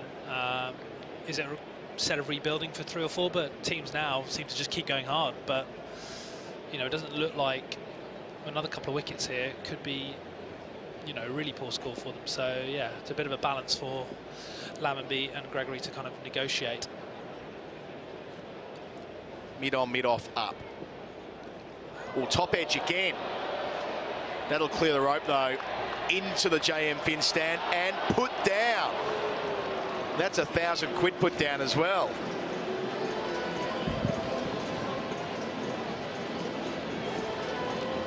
That was the key catch opportunity. The first we've seen tonight, that's the first big one, and it just hung in the air, didn't it? That's what you want in the crowd, the big top edge. You don't want the flat, sort of hard hit 6 towards your square of the wicket. You want to be down in the corner of the ground like that.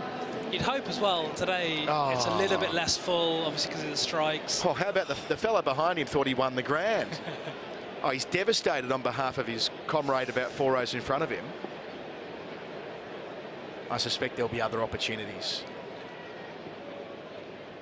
Shot. That's a better way to play the shot. Yeah, he went reverse there, didn't he? Instead of going for the normal conventional ramp. And with third man up, probably a bit more of a favourable option.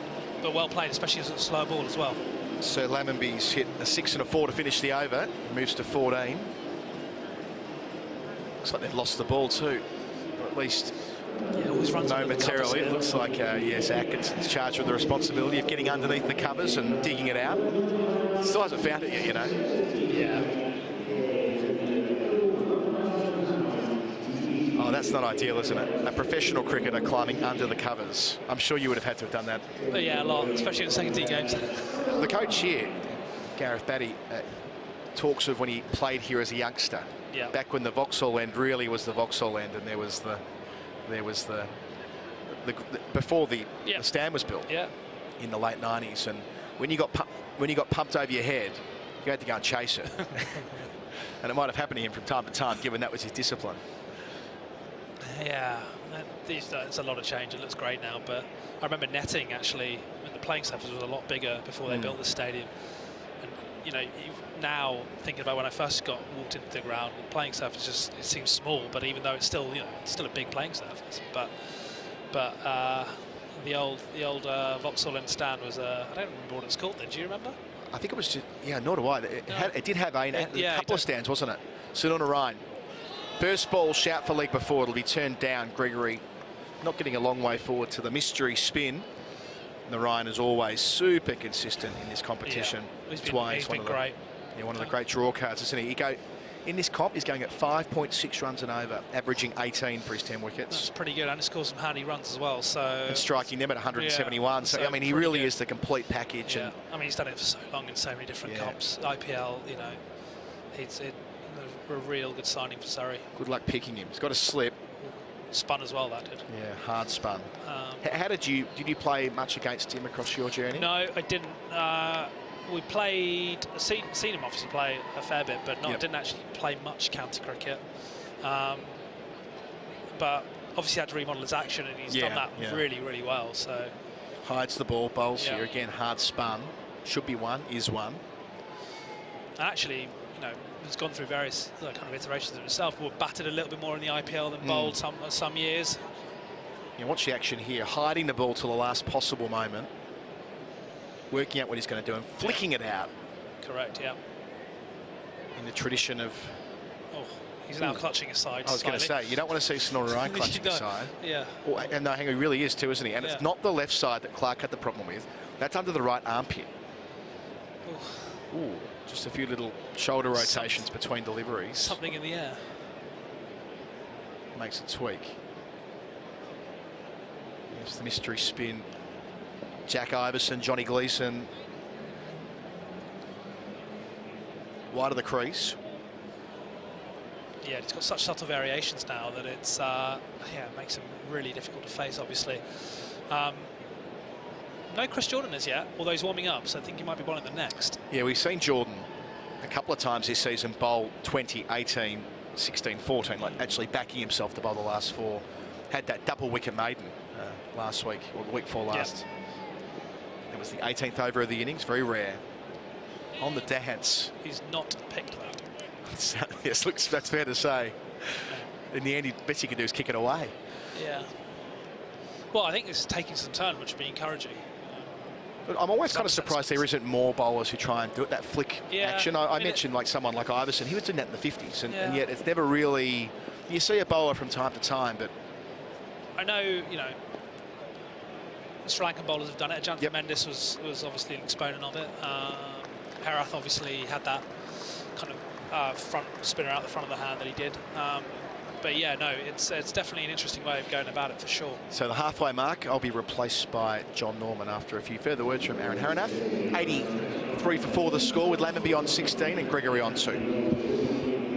Yeah, we've got Chris Jordan as expected coming into bowl now, and I think that as Adam said, normally backs himself to bowl these last few overs from this end and bowl straight out. So it'll be interesting to see what his plans are, because it's actually interesting. This game's actually interestingly poised as John gets in here. Have you been? Yeah, been good. I was celebrating at the back of the box as Tom Banton lost his wicket, and fair play to Lemonby. I was listening to your Wander Aloud.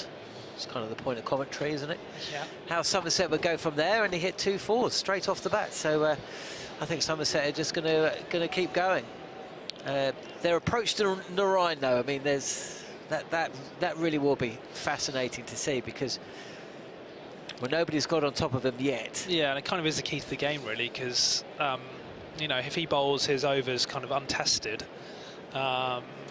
Somerset will be under par, and if they lose any more wickets, further wickets to him, yeah, it could put them in a kind of advantageous position. But we will see. The answers to that will be the next over. Yeah, well, with Chris Jordan at the other end, it's not like they can sit on the Rhine and then target the Surrey captain, is it? Because between them, they're vastly experienced.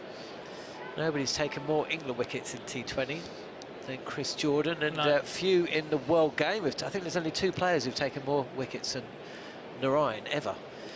So, so yes, that's the task that awaits Somerset. 85 for 4. The runs that they've got on the board, though, at the halfway stage, you know, double that. Yeah, 160. And add 10 or 20, they're absolutely in the game. Yeah, 160 plus is definitely a good score here. So, yeah.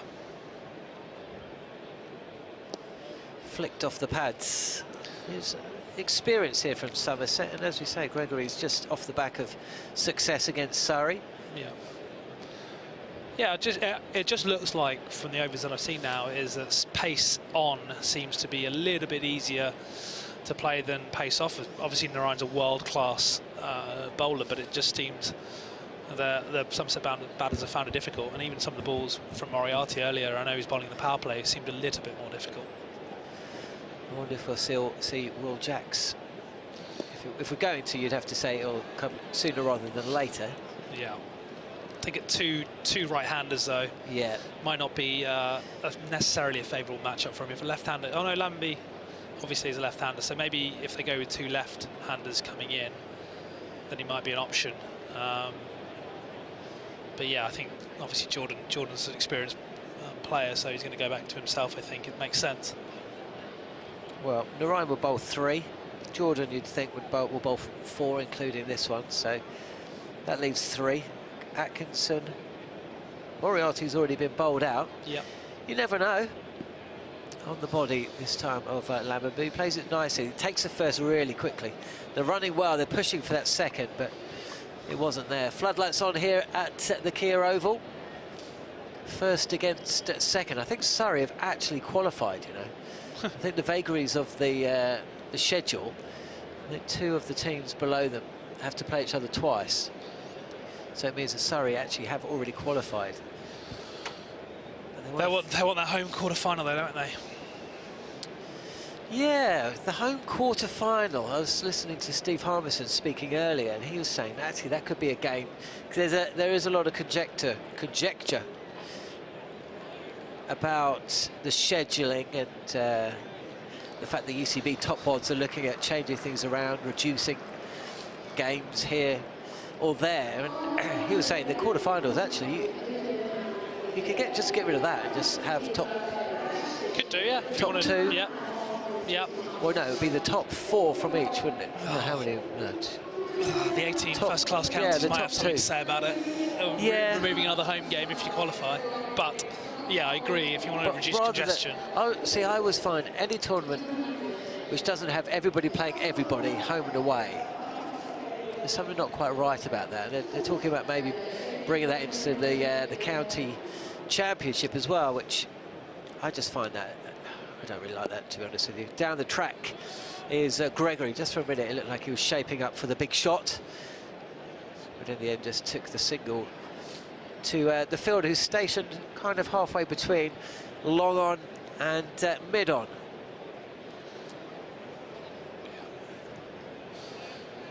Lambie's looked a sweep so far when Ryan. I just wonder if there's another option for him here. Oh, responded well, Ryan. Always on cue, just put him in the square leg. It's fascinating, isn't it? Yeah. Let's have a look. Oh, just popped up and over the keeper. There's a chase down to the Mickey Stewart Members Pavilion, and the ball is going to win. Yeah, again, swept again, but top-edged over everyone though, so yeah, another boundary. Looks like despite Chris Jordan positioning himself there at square leg, he still went through with the shot, didn't he? I mean, that ball could have gone absolutely anywhere. On the reverse this time. Oh, that's well, hits, and he's out, and he does hit. Superb work behind the stumps. Confusion reigns. Essentially, Jamie Smith could have fired at both stumps, and if he'd hit, both batters would have been out. In the end, he went towards the striker and hits the stump, so that could be a pivotal moment of this match. Lemonby caught short. Narayan won't get accredited with the wicket, but he's flummoxed the batter, and Somerset lose their 5th. 94 for 5. Yeah, confusion reigned there, and I think that as well, Jamie Smith, who's behind the stumps here, slipped as well, so he's off balance when he threw, and still managed to knock the stumps down, so useful wicket for Surrey. How far down the track was Lewis Gregory, the non-striker? Yeah. He was way down. Yeah, there's never a run there though, because that ball went, you know, not very far away from Jamie Smith. They were both in trouble, even trying to complete that run. So yeah, never a run. It was just confusion reigned. Green is the new batter. Just as it was looking like to position, as Somerset had a fortunate 4, but the run scoring is where it should be. And that's spun again, and quickly. And there was bounce there as well. Yeah. I think Ryan that's likes a bowling the oval. triple threat. Yeah, Ryan likes bowling the oval. I think Narayan likes bowling most places, True. But here in particular, watchfully played into the leg side, deep in his crease. Green is off the mark. 95 for 5. We've got 1 ball left in the over. I think we do. Yeah. We've got 2 more of these to come, and this is our position in the JM Finn stand. This is where you want to be. Narayan is in, chopped away, and it'll be another good over for Narayan. A boundary from it, but also a wicket. 95 for 5. And actually, we've got a bit of an atmosphere as well. People have managed to fill into the ground, and it's nice. It's obviously not as full as it normally is, but because of obvious reasons. But it's looking picturesque as always. The Oval. What's it like to play here in front of a crowd? Good, very good. Yeah, pretty cool. Pretty cool. Very, very fortunate to say that I got to do it for starts, but yeah, for a number of years. So no, it's a great place. It looks completely different, even with the new stand-up as well. Yes, it does, doesn't it? Viewing from this end, but yeah, I know it's undergoing changes and it will continue to do so. But it's a great place to play cricket. Did you allow yourself any of that moment, or are you just in the zone, or just trying to survive, basically? I was in the pavilion a lot of the time. You must have been. There must have been occasions when you're at the non-strikers end, though, and somebody else is facing you. You just kind of look around and take it in and think, you know, I've put a lot of work in here, and I mean, every day's a battle, no matter what you do, if you're trying to be successful. Yeah. You know, you've got to think, well, my family will be proud. I'm proud. I've done it, basically. Everybody wants more runs, don't they, or more centuries. Sent back again. Well fielded. I was very fortunate. I got a county cap here. You know, I remember against Middlesex. So you know, had family in and a relatively good crowd. So it was a pretty special moment. As was getting presented the championship trophy in 2018. So as a group, getting to do that is another thing that stands out. But yeah, all as I said, a lot of great cricketers who've I got to play with and fortunate to. Some are playing out there actually, so it's great to be back. They take the first one quickly, but the fielder comes in. Reefer it is. Are you one of the types that has a photo or a medal or anything? If I was to come to your house, no, no, not at all. Stay in the spare bedroom, John, no. And I'll go in there and there's your face on the wall and no, holding the trophy aloft. No, I'm pretty sure Mum might have something up somewhere, my cap somewhere, but other than that, no, basically. Big space on the leg side there. Reefer again it is. Scampers in quickly. Just singles at the moment. Yeah, and I'm wondering if they're going to take a chance here off Atkinson, knowing that Jordan, 2 more from Narayan as well. Well, is this the over that you've got to go? That's canny bowling, canny captaincy from correct. Chris Jordan, because with that wicket, you know, it's probably a good time to get an over out of Atkinson. This is skied, and 3 men converge, and 1 takes it. I think maybe Cameron Steele, subfielder, and as we just spoke about, Lewis Gregory trying to take the punt, to take Atkinson on, and skied it. Again, hard length from Atkinson again. Top edge, good catch actually. I thought it was Gus Atkinson catch, but Cam Steele, subfielder. Hey, when your name is Cameron Steele, you're not the kind of guy that allows somebody else to take your catch. If that isn't the name of a comic book character, I don't know what is. Good catch. That was a good catch. High into the, not quite the night sky, is it? I mean, what time is it? It must be going on for 8 o'clock, and it could be 2 in the afternoon. Longest days. The longest day. My sister's birthday as well, so happy birthday, Lucy. Is it the longest day, is it? Today, yeah. It was 22nd, I thought. No, 21st. Summer solstice, the official start of summer. My sister's birthday. So happy birthday. Happy birthday, yes. I just realised she shares a birthday with Jeremy Coney. Oh, wow. Happy birthday, Jeremy, as well. She's slightly younger. But she's got less caps. For New Zealand. For New Zealand. Yeah, last time we were here, you were telling me about stories from New Zealand about catches and the banks. Of course. Well, actually, funnily enough, I've heard that story mentioned twice since my infamous 5-over spell of talking about the catches in the outfield, because it came up again when Jeremy was here, and then it came up again another time as well. I was like, where's Aaron? Yeah. Where is he? He wants to hear this gold. So far, our YouTube, most of our YouTube coverage has been 1 catch, basically. Oof. Played that very late indeed. Yeah. Van der Merwe. Well, I think Atkinson as well is put on a yard of pace at least, and is really hurrying batsman now. I think you're not quite on your game. You can kind of slip it through. This is problems for Somerset, isn't it? It is. It really is. 99 for 6. Still 2 overs from Narine, 3 overs to Chris Jordan. And Atkinson's better than just getting an over away. 2 for 23 from his 3. 15 wickets in the Vitality Blast in 2021. Van der Merwe, though, is vast experience, isn't he? Again, another great cricket to have around Gus Atkinson. Fields, bats, bowls, and, you know, when you've got so many England players playing probably in your first side, it's useful to have someone like that come in. Pushed into the offside, no run. He's performed really well now in a number of years. I think I read something recently that I'm not sure if the England players are going to be available for finals day. It doesn't clash with any test matches, but tossed up a little bit. Again, they really pushed that first hard. Not going to risk another run out. We've already seen 1 run out from a Sunil Narine over. But yeah, I mean, if everybody's available, it's going to be a problem getting 11 into the Surrey side. That's a headache for Gareth Batty to solve.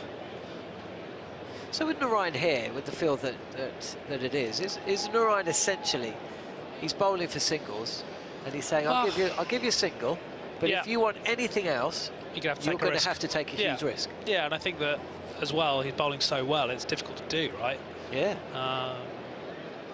It's not often you see a slip in place at this stage of a T20 match. Exactly. It's obviously, there's some grip there as well, especially with his off break. And then it brings the other edge when he does straighten up and it slides on. It does bring Chris Jordan into play, but it doesn't look like many gaps in the field here for Somerset. Just gives a bit of reward, a smart piece of fielding, one-handed grab to his left. Let's have a look at that again. Handsome, squarish drive. Good work from Cameron Steele again.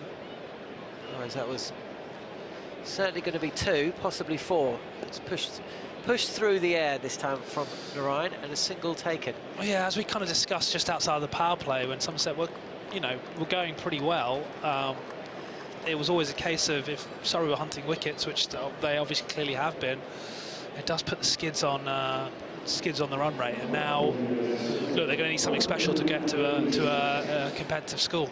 So Jordan's going to bring himself back on that Gus Atkinson over. Big wicket in it, a cheap one. But Surrey continuing to mix things up. Have you been impressed by Jordan's captaincy throughout the season so far in the T20 for Surrey? Having played with him, I know how much of a cricket brain that he does have,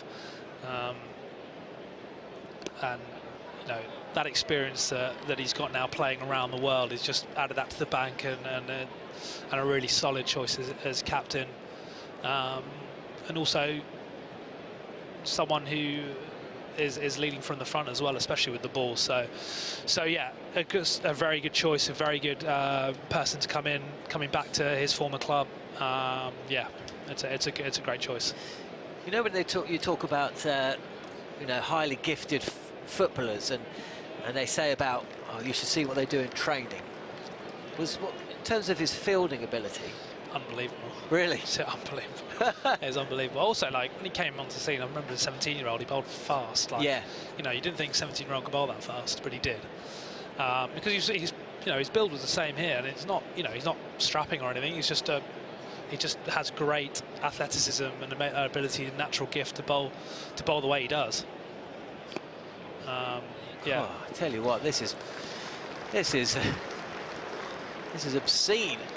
Yeah. In terms. Well, he's gone hard. Top of the stump's length now, challenging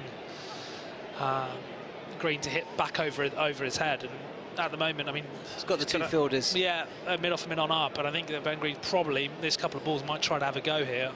I just expect a kind of short ball, actually. So the fielder coming in at cover. Well, he did go for it.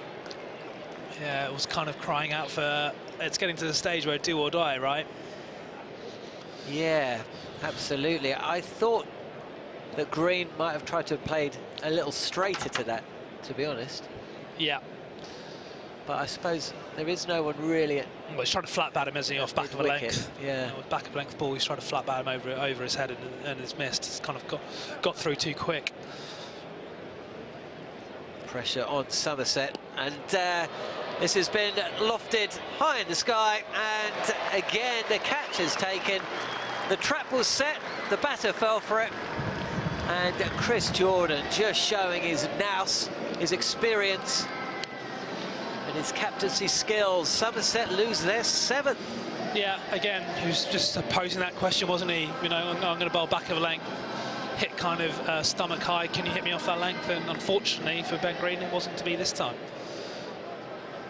I suppose that's with respect to Ben Green, he possibly wouldn't be so confident about bowling to a top order batter, would you say? The same kind of attack, same kind of line? I think that... Or is it more of a game situation? Yeah, I think you had to, if you're Ben Green there. I think with those two fielders up, you know, you had to back yourself to do it. Ben Green can't bat, he's open the batting in Championship cricket, Absolutely. so he's got to back himself to do it. I think that, yeah, again, when you're... It's difficult because when you're losing wickets, you kind of have that thing in the back of your mind where you think, oh, if I get out here, we could be struggling to get a score. But unfortunately, T20 cricket is not about that. You've just got to try as much as you can to take the pressure to the other person. Last ball of the over. Was that a maiden? A wicket maiden for Chris Jordan? I think it may well have been. What a terrific 6 balls that was. Somerset, well, they are going to do... They're going to do well to hit 150. Possibly would take 145 from here. 83 for 4 at the 10 over stage. 130 would be was something they should be aiming for here.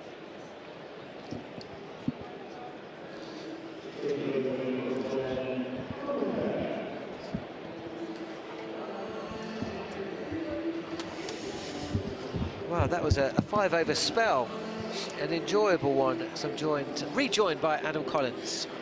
Hello, John. Hello. How are you doing? Well, for Somerset's sake, nattering away with Kate Mason at the back of the box. I'm glad they bat deep. They've got the all-rounders in at 8 and 9 in Van der Merwe and Goldsworthy. They're going to need them here for the final stretch because after these two, they've got Peter Siddle and Jack Brooks. And I love Sids. Wow, you might love Sids. I'll tell you one reason why you won't love Sids in a minute. Fresh over. McKerr away from us. Oh! And bowled it. The Dutchman backed away and lost his middle stump. Gone for 3, 103 for 8. Surrey, every chance of bowling out the visitors inside their allotted 20 overs. Well, Van der Merwe, all or nothing approach there, wasn't it? First ball of the, it's not quite a spell, but of the over. Showed them all 3. Much the same way that we saw earlier in the piece. Yes. Jordan Clark removed Riley Rousseau. Riley Rousseau. It's a very satisfying name to say. Riley Rousseau. Like it is. Ricardo Vasconcelos from Northants, the other one I quite enjoy. It seems to be a missing U in Rousseau as well. or a superfluous Rousseau. O, possibly. Possibly, yes. Yeah, you're right. A missing U and a superfluous O. Here's Peter Siddle. Oh, yeah, Siddle. So Siddle, not that I enjoyed it. So I've obviously people who follow you on Twitter, and there are many, many thousands, are aware that of all the years you've been watching Test cricket, you're yet to see something very dear to. I have never seen. I think I'm racking up my 40th Test venue at golf next week. Been a lot of Test cricket, never seen a hat trick. Missed it by that much number of times. Siddle, who's taken one of those at Brisbane back in 2010 on his birthday. On his birthday, and I was there. You were there, were you? Yeah, so I've seen a hat trick. I've seen 2 hat tricks. What's the other one? Moeen? Oh, where was that? Maybe I've seen 3. Was Moeen out here? I've seen 3. I've forgotten Moeen's. I'm going to swear at you in a moment. So many. see if you can remember. What else might have you seen? What other hat tricks might have you seen? One of Stuart Broad's? It's one of the forgotten ones. No, that was a forgotten one. Broad didn't even know he'd taken it, right? His second Test hat trick. Was that the India one in 2014? Oh gosh, I think the Sri Lanka one he didn't know he'd taken. Goldsworthy off the mark. Oh, when was that? A couple of years before that. I was going to say, was I there for that? Yeah. Wasn't it 2018? Remember, the qualifier here is it has to be a Test hat trick. I've been lucky to be on comms for a number of white it's got to be ball, Test. you know, it's got to be. Oh yeah. No, I've seen one more. Okay, well, give me a bracket. Dominic Cork. No, not that old. You know, I heard something about that hat trick. McKerr bowls and slapping just over the top. Actually, no, I could have been there. I watched on TV. I don't think he did. I heard that Dominic Cork's hat trick, they didn't quite get to it in time at the start of play. No, they did. They did? Yeah. I've been misled. I'd been up all night. I've been at one of those clubs in Vauxhall. Can I start listing a few? And I was in bed watching it. Right. Feeling a bit worse for wear. Okay. Still slightly awake. And yeah, it was. Ooh, beat.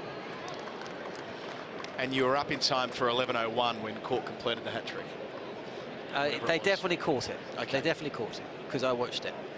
Right. 95, I think that was. Yep. So it wasn't. But Cork. it wasn't that one. No, I saw it on TV. But no, there's one other one. You do well to. If you pick this one out the back of the net, I'll be impressed. Well, there've only been 44 of them in 140. Really? 6 years of Test cricket. And I've forgotten one of the ones I watched. Sport for choice. Yeah.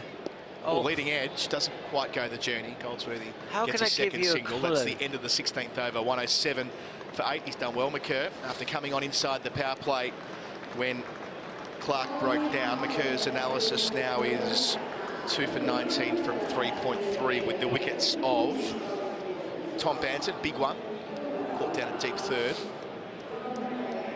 and Roelof van der Merwe, who he bowled in his previous over. I'm going to give you a clue. Okay. Because I don't want to make it too obvious. No, I don't want. Yeah, keep it like vague enough that I have. Yeah. At the same time, roughly same day or the same week. Here's Jordan towards us, towards Goldsworthy. Andrew, his third over, 1 for 4 so far. The late great Andrew Simons was showing a pitch invader. Ooh, but don't argue. Exactly. It was around then. So I think that was in 2008. Would that be right? Yes. Okay. Yes, it was. Good memory. So, and England. I'm going to assume an England Test hat trick in 2008, or at least an England Test match they were involved. Yes. In. They played in India in 2008, towards the end of the year. I don't think it would have been then though. Oh, there's a shot stumps there. If he hits, oh! Would have been out. Would have been out. Not to be. That's the subfielder on down there. Steele. Cameron Steele. He's been in the game already with a catch. I was saying it's a great name for a comic book character. So a test that England played away from home in 2008? Correct. Okay. They played in the Caribbean in 09 when they went to their lowest ebb. Yeah, I was there for that series as well. First time I met George DeBell. What a moment in all of our lives. Well, you all remember where we were. When you first met George. First meet George. Everyone's favourite. And guess what? It was in Barbados. His home from home. He's probably watching, given Somerset are playing. Hello, George. Hello, George, indeed. We were talking about Jeremy Coney's milestone birthday earlier. George has just had a milestone birthday himself. Yeah, and actually it's my sister's birthday today. Bit on, bit off inside the circle, fingers down the seam. Oh, there's a throw. They'll get through here, they'll get through. So Goldsworthy moves to 4, 110 for 8. They're limping to the finish line here at Somerset, having faced 16.3 overs for their score so far. So they weren't playing in Australia. No. They wouldn't have been playing in New Zealand. Oh, hang on. South Africa, New Zealand. They might have been. Oh. Well, you know it's not India because they were playing Australia. You know it's not Australia because Andrew Simons is playing. It's got to be Southern Hemisphere. It wasn't India because they didn't play them then at that time of the year. Fraction shorter, banged in. Siddle equal to it. Joins Goldsworthy on 4. So it would probably have to be Southern Hemisphere, South Africa or New Zealand. Yeah, you were right. They went to South Africa in 2009-10, so I'm tipping it wasn't there. So New Zealand hat-trick in 08. Correct. Okay.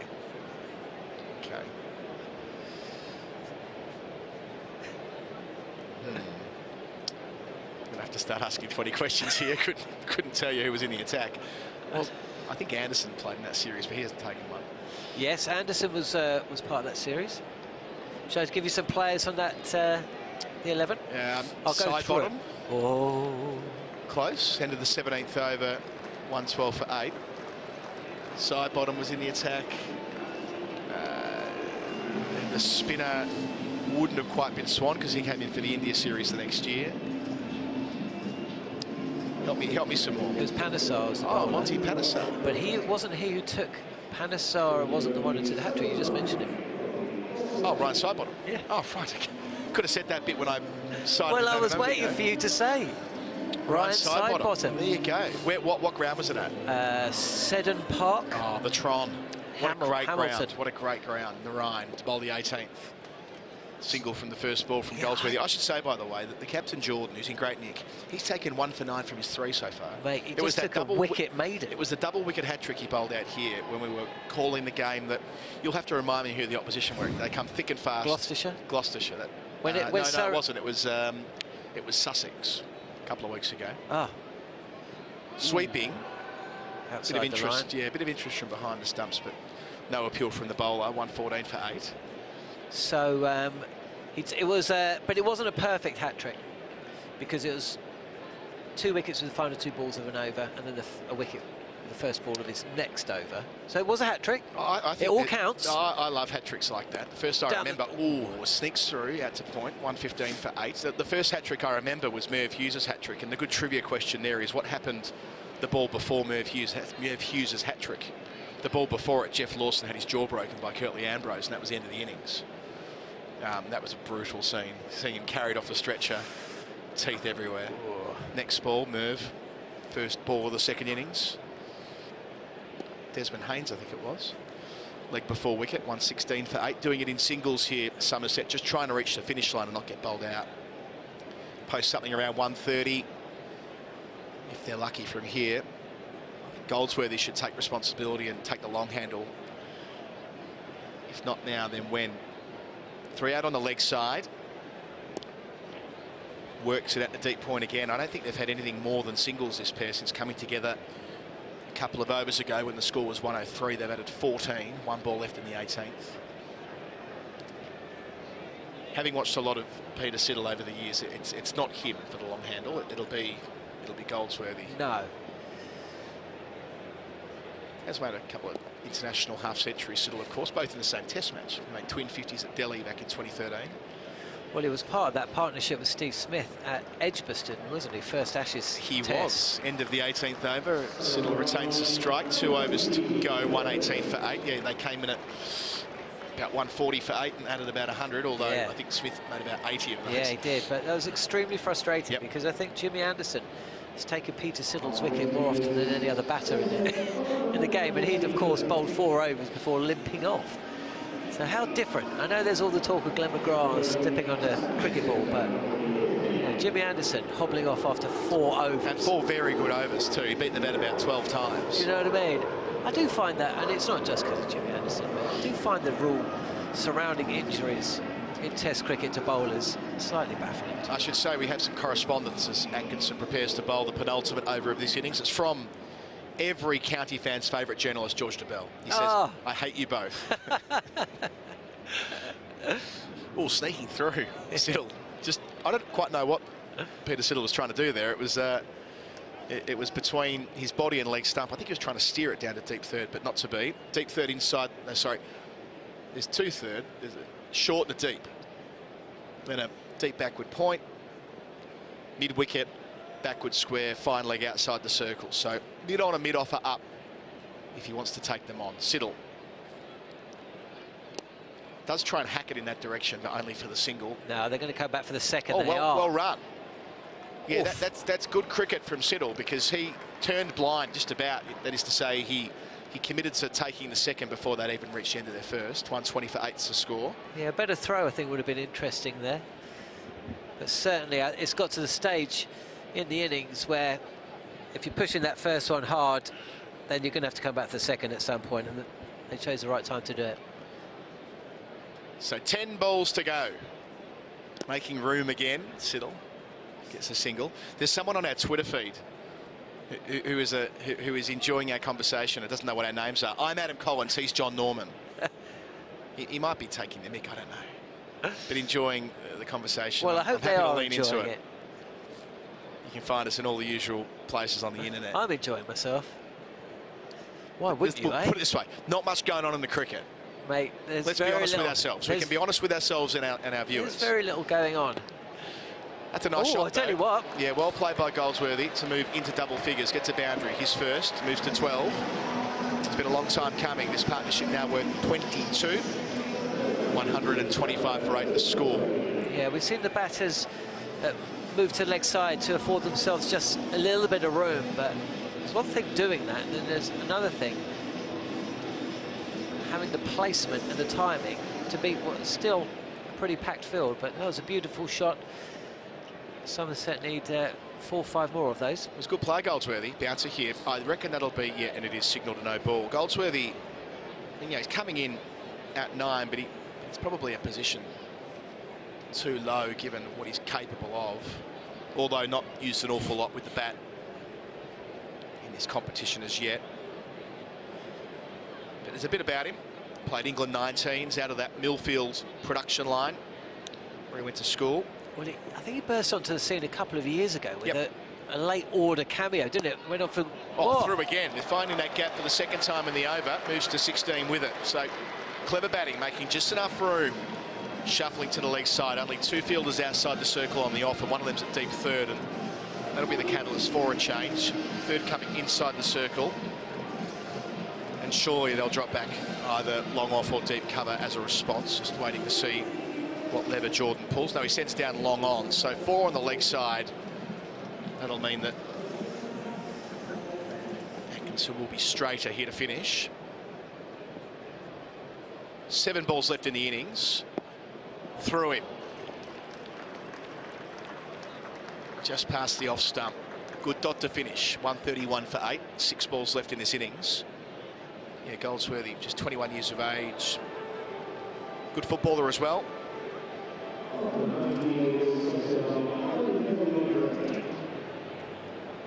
Had an impressive under-19s World Cup a couple of years ago, taking his wickets at 10. Yes, referring to a couple of years ago, it was in the Royal London, wasn't it? He made runs against Surrey. One for the future for Somerset. So yeah, over 20. I think it was an innings, maybe his second game, and I think he scored quite heavily towards the bottom of the order, coming in about 7 or 8. Saved a game for Somerset, essentially, very early on in his career. He scored a few runs against Surrey in the county championship game recently as well. So, you know what? I mean, Somerset have got themselves to the absolute lower fringes of a score, 131. I mean, if they were to get 15 from here, pushing 150. I mean, they do well. Jordan it is to bowl the final over. And pace off the start. And Siddle probably does the right thing there and takes a single, gives the strike back to Goldsworthy. He's in the double figures now, the Australian. 132 for 8.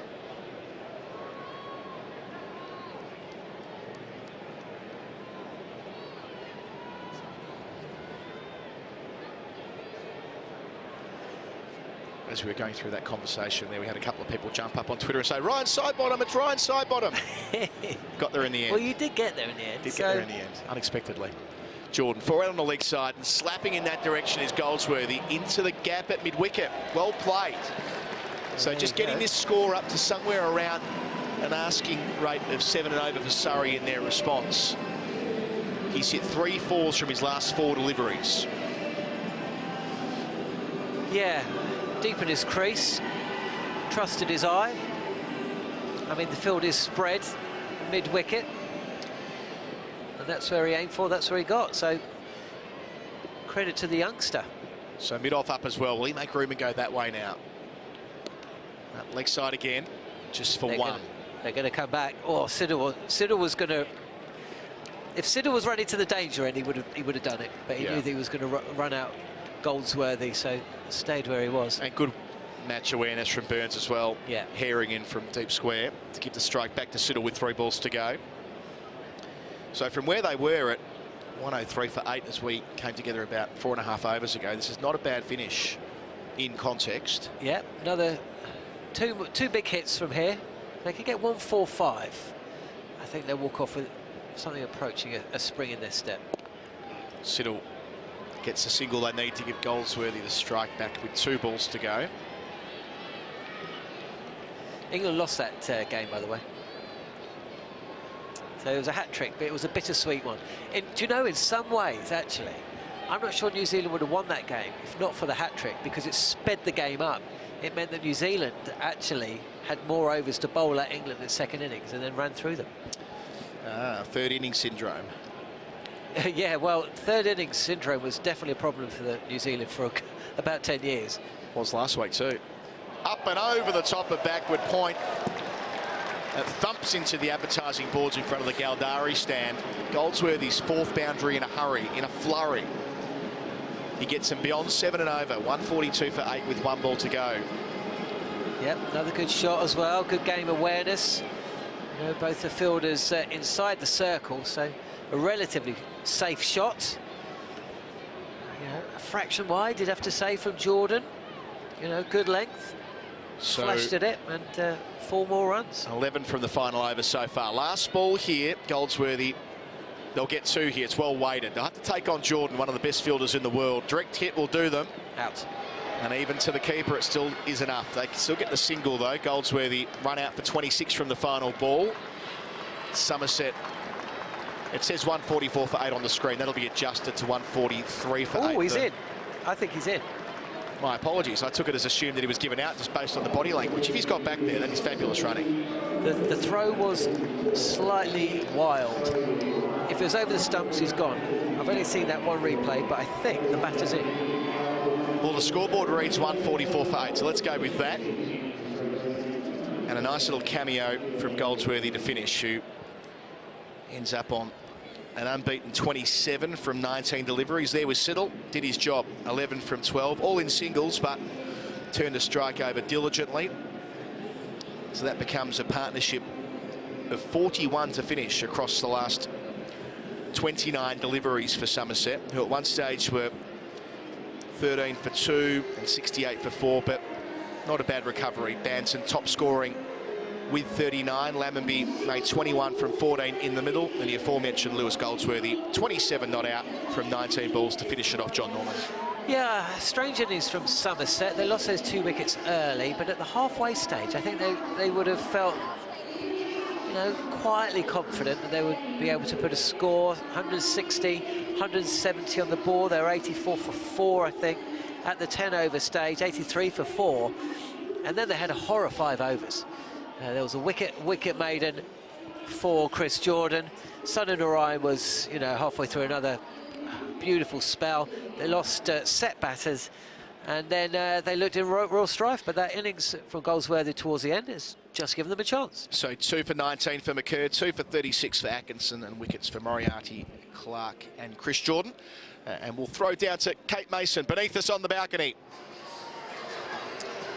Yeah, some quality commentary there from our pet badgers, John Norman and Adam Collins in as well, with Aaron Haranath as well, who'll be joining us at the end to go through whatever transpires off the back of that target of 145. And as those guys were saying, you know, initially it looked like they could have been all out for 100 at one point, but in the end they mustered a fairly reasonable score. We'll be able to see how reasonable once Surrey head into bat after this little half-time break. We're going to be talking shortly to Chris Coleman, Director of Participation for Surrey Cricket Foundation. But first up, we've got the highlights. So Surrey got the first opportunity with the ball, and it didn't take long to get in the book. Smead picking out Will Jacks in the first over Did Moriarty an early breakthrough. Smead, an important man for the visitors, and just as it was about 2 weeks ago here, Jack's in the game immediately, herring around on the mid-wicket rope. Banton looked to reverse from the get-go. A couple of times he got it up and over the top of backward point.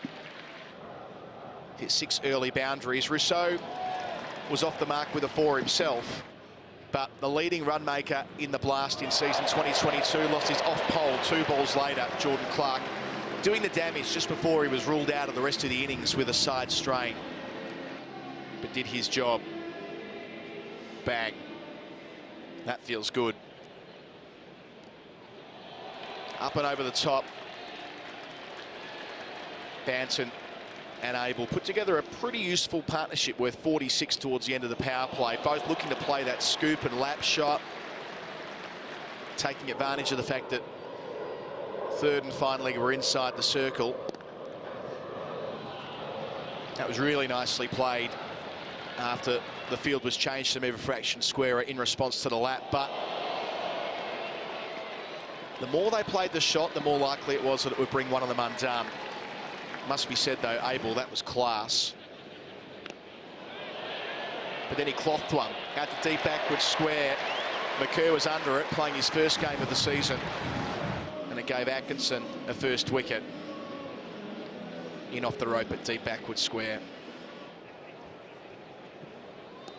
And I mentioned that shot would get Banton eventually into trouble, and so it did. McKerr kept him moving, saw him coming, threw it out wide of the off stump and placed down to Atkinson. Gone for 39, top scoring in 25 deliveries, 6 boundaries, but the visitors really needed Banton to go on with it. Lemonby, for a moment, looked the man most likely. Nice big 6, indeed consecutive boundaries. That was a put down catch. The Kia catch went down for £1,000. Then the run out. Smith, the wicketkeeper, he knew what was going on. Lemonby didn't. Gone for 21 via a direct hit. See there, the deflection off the pad, completely lost the ball. Then, yes, no, yes, uh-oh. Bang, middle stump. The wickets continued to fall in the middle overs. Yeah, nice pair of hands there, Steele the sub, giving Atkinson a second wicket. Lewis Gregory, the England man, gone for 7. At that stage, it was 103 for 7 after 14.5 overs, and it really looked like the wheels were going to fall off for Somerset. Steele on for Clark with that side strain I mentioned before. Jordan's turn. And the ball hanging in the air. Ben Green gone for 5. Yes, that was the 7th wicket. Jordan bowled his first 3 overs for just 9 runs. He's been in great nick of late, the Surrey captain. McKerr did just as Jordan Clark did earlier in the innings. Van der Merwe bowled. Good partnership. Followed at the end, and 144 for 8 was the score for the visitors when they reached the end of their 20 overs. Well, we've been treated to some great cricket already so far this evening, and we're about to head into the second innings. But before we do, we wanted to get a quick chance to chat to Chris Coleman, who's Director of Participation for the Surrey Cricket Foundation. Chris, because one of the things we've been talking about tonight is Chance to Shine, which is just one of the many charities that Surrey County Cricket Club has been supporting over the course of the T20 Blast. How important is it to do this combination of resources when you're trying to support a charity like that? Oh, look, it's absolutely essential for what we do as a charity, because fundraising plays such a big part in what we do, but also being able to support key partners who we work with like Chance to Shine is great for us, and not only helps them reach more kids through cricket, but it helps us do that too. And tell me a bit more about it then. So first of all, it's about bringing cricket to kids who might not see the game perhaps. That's it. So we look to take cricket into primary schools primarily. So that's 5 to 8-year-olds, many of them getting their first experience in the game, hopefully absolutely loving their experience, but we're able to kind of adjust the coaching we put on and matching their ability to really give them a great first experience in the game, and then hopefully transitioning them into kind of Chance to Shine's other program, which is Chance to Shine Street. So street sessions are largely in inner city areas where we don't have traditional cricket clubs, and we look to take the kids down there. It's fast, it's free, it's really inclusive for the kids to get involved, so it's a great way to keep them all and keep them in the game and journey them through it. And so it's not just about the cricket. I mean, obviously, introducing the kids to cricket is one way of getting them to have a laugh and to learn new stuff, but it's about other things as well, I think. Of course, yeah. I mean, obviously, they learn batting, bowling, fielding, as you'd expect, but it's much more than that. It's about teamwork, building teamwork, working on their communication, developing their life skills in general. And that's in a kind of school environment where we also try to link it into the curriculum. So we might be saying, oh, you need 12 to win off the last 6 balls. How many do you need per ball to win the game? So we're linking into the yeah, exactly. So you're trying to do that while you're trying to take part. And it's not just those kind of learning experience, but the street cricket programme in Croydon this year. We did our first ever residential trip down to Arundel. So 21 kids travelled down to Arundel, spent 3 days away from their parents, learning independence, taking part in a bit of cricket, but we're much more than that. It's about kind of the bushcraft that they did. They learned archery. Many of them went down the beach and had to swim in the sea for the first time. So it's much more than just about cricket. Oh my God, so this is just for kids, right? This is not, unfortunately, the parents were there and they did want to go back. So it's and we're doing another one this year with the kids, both from Clapham and from the programme here at the Kia Oval. So it should be really special. And so if I were a little kid myself, I would be able to do it, because the key fact that I really enjoyed reading about was that you try and serve equal numbers of girls and boys in the campaign, basically. Yeah, we do. So particularly in a school environment, we're basically 50-50. Many of these girls, it's their first experience getting involved in the sport. We're looking to inspire them not just to pick up a battle ball once, but really go on and play cricket and develop their skills. In order to do that, 2 of our coaches actually working for the foundation are members of the Surrey women's cricket team. So Amy Gordon and Rihanna Southby. What better experience than those girls have, seeing someone with not only incredible skills, but working and making a career in cricket and hopefully developing that lifelong love of the game. So that's what we're trying to do. Brilliant stuff, and one of those things that can really set you up for a lifetime love of cricket, and also just, you know, a better and more enhanced life. So fantastic work. Thank you so much for talking to us about it, Chris. My absolute pleasure. Thanks, Kate. We've got to get back to our commentators now and back to the cricket for the second innings. Surrey into bat now. Thanks a lot, guys. All yours.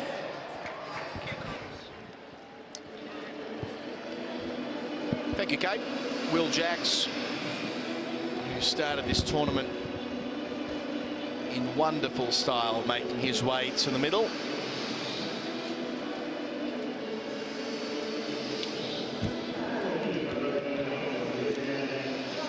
Top scorer in the competition. 57, they make that 64 against Hampshire, one of 3 half-centuries. Went well against Somerset in the championship game down in Taunton a couple of weeks ago, a couple of half-centuries, 88 and 62. As Jamie Smith with him, who's been batting as low as 9 in this team at John Norman, but gets his chance tonight to open.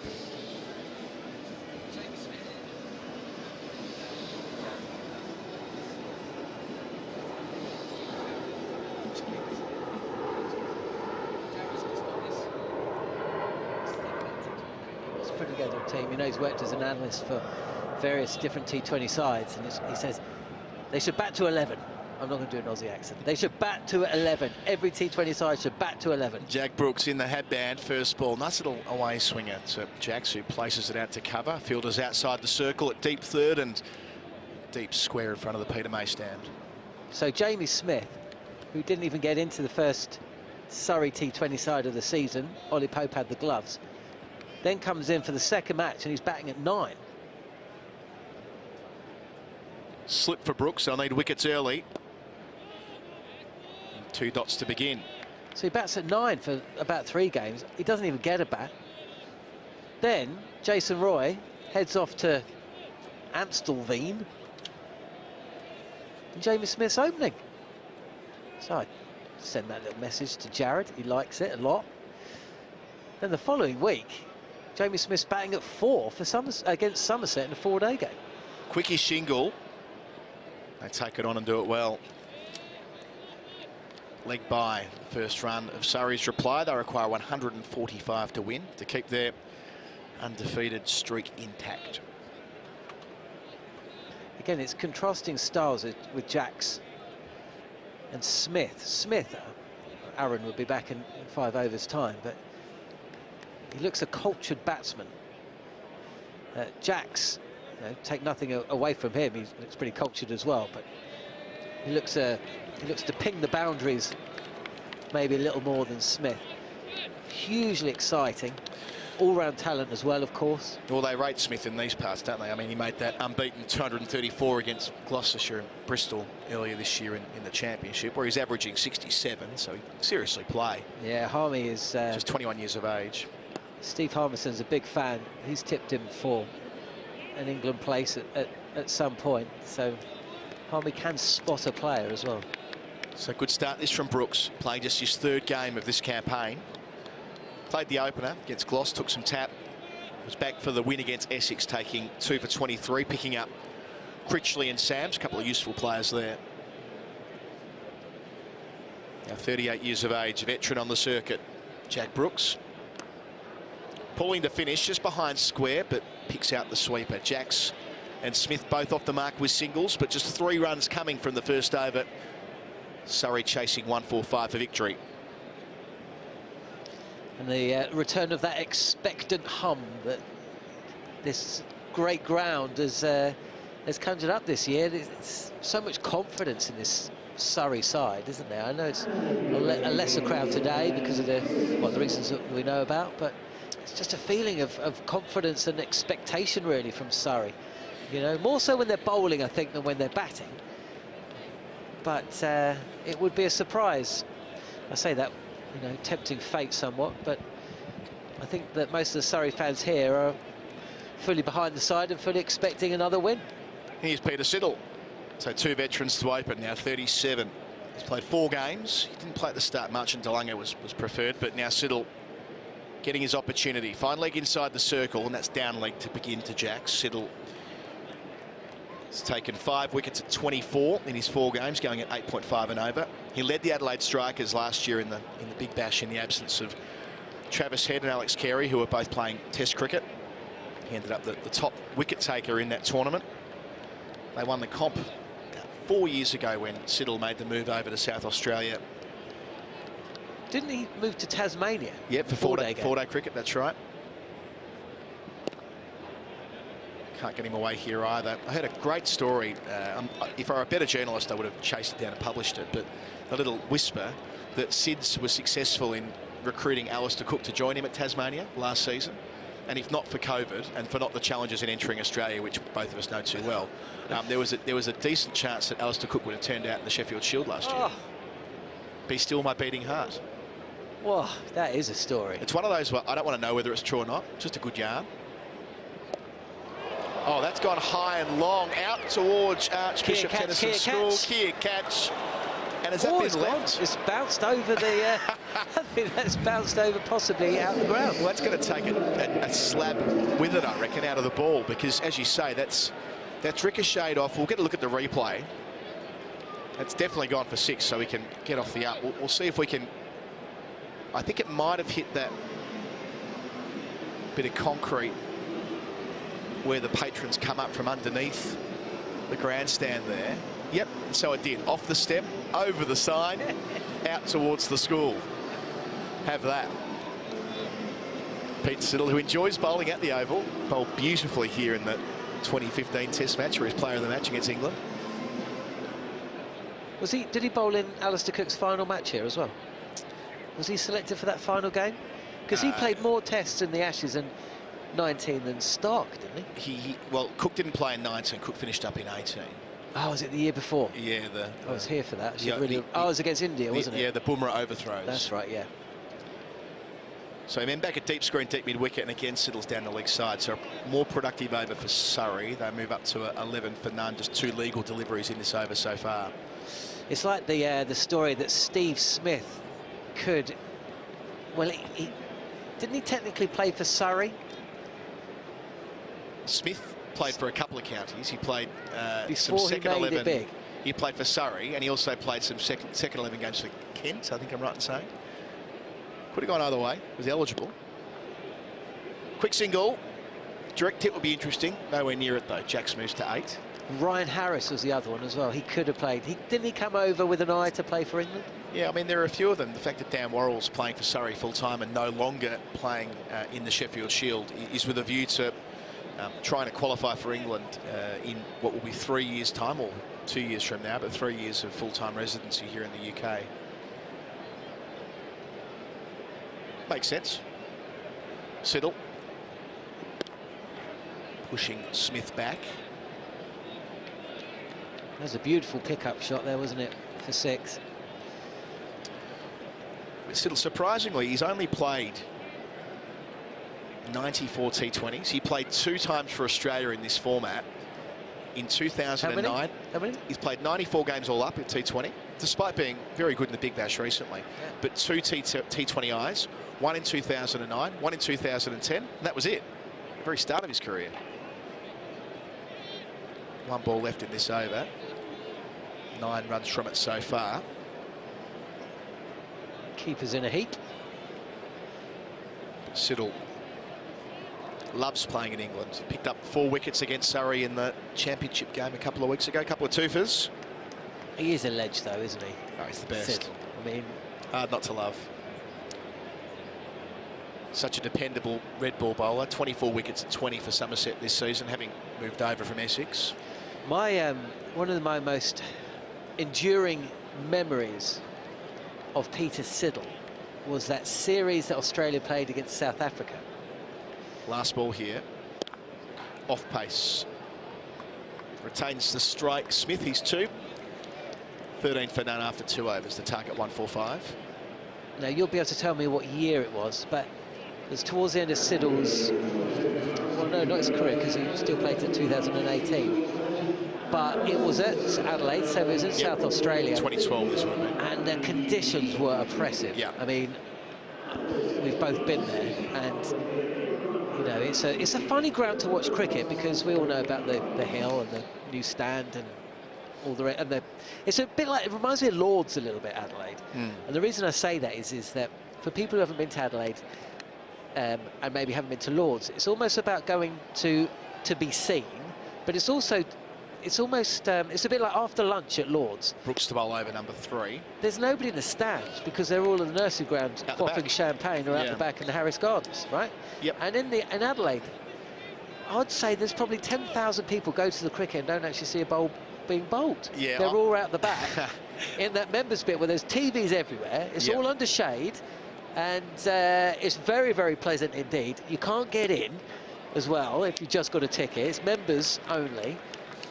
And essentially, I remember I was there in 10-11, and it was, I think it would hit, the dial had hit 36 degrees. And everybody in the ground was just trying to find shade. It was just too hot. And everybody else was either in the members bit under a canopy, or desperately trying to find shelter, of which there was none. I think I've been to the last 15 Adelaide Test matches or something like that, and it's since they brought the new stands in, it's the only grandstands I know that have fans built into the roof. For that reason, it can get very hot in South Australia. Inside edge. So you'll remember you were at the game then, and essentially, I think South Africa were 8 down at stumps, and Siddle was exhausted. He was actually dangerous. It looked dangerous to be bowling in those conditions, and between overs, essentially, he was so exhausted. He was like on his haunches. It was incredible feat of endurance. Doesn't find the gap again. It's a really good start from Brooks. He's only conceded, well, hard to tell, because on the scoreboard here it doesn't tell you how many balls have been faced. As I said before, these scoreboards need to be knocked down and rebuilt. But I can tell you that it's 15 for none with 2 balls to go in the third. The game you're referring to, Australia needed 8 wickets on the final day, but they were 1 bowler down. Pattinson broke down. That's right. Which meant Siddle ended up bowling 40 overs, and much of them on the final day, which led towards him being unavailable for the deciding Test match the next week at the Wacker. Which South Africa won? They did, comfortably. That's it. Yeah, that's right. And I think Philander was there at the close, and who else was there? Faf du Plessis made an unbeaten 100 on Test debut. It was an incredible, you know, for all the talk of... Brooks wider of the crease to finish, so just 4 runs coming from that over, I believe. 16 for none, so Brooks has started really well. It was two back-to-back series, wasn't there, in Australia and South Africa, the visitors, which conjured up some of the most compelling cricket in modern-day Test cricket. It's very, I mean, there's obviously 2001, Australia, in India, and you know, we've seen plenty of superb cricket, but South Africa in Australia and Australia in South Africa. And we're going to be blessed because South Africa, they're at the end of the year, aren't they? And then Australia will finally go, maybe 2 years after they should have done. They'll be back in South Africa, I think, at the end of next year. Is that not right? The year after? They're just going for 1 day as next year. So that Test tour has officially been called off, sadly. Siddle to continue. Clipped over the onside by Smith. Big gap there at mid-wicket. Only the second boundary of the innings. He's 8. 20 for none, Surrey.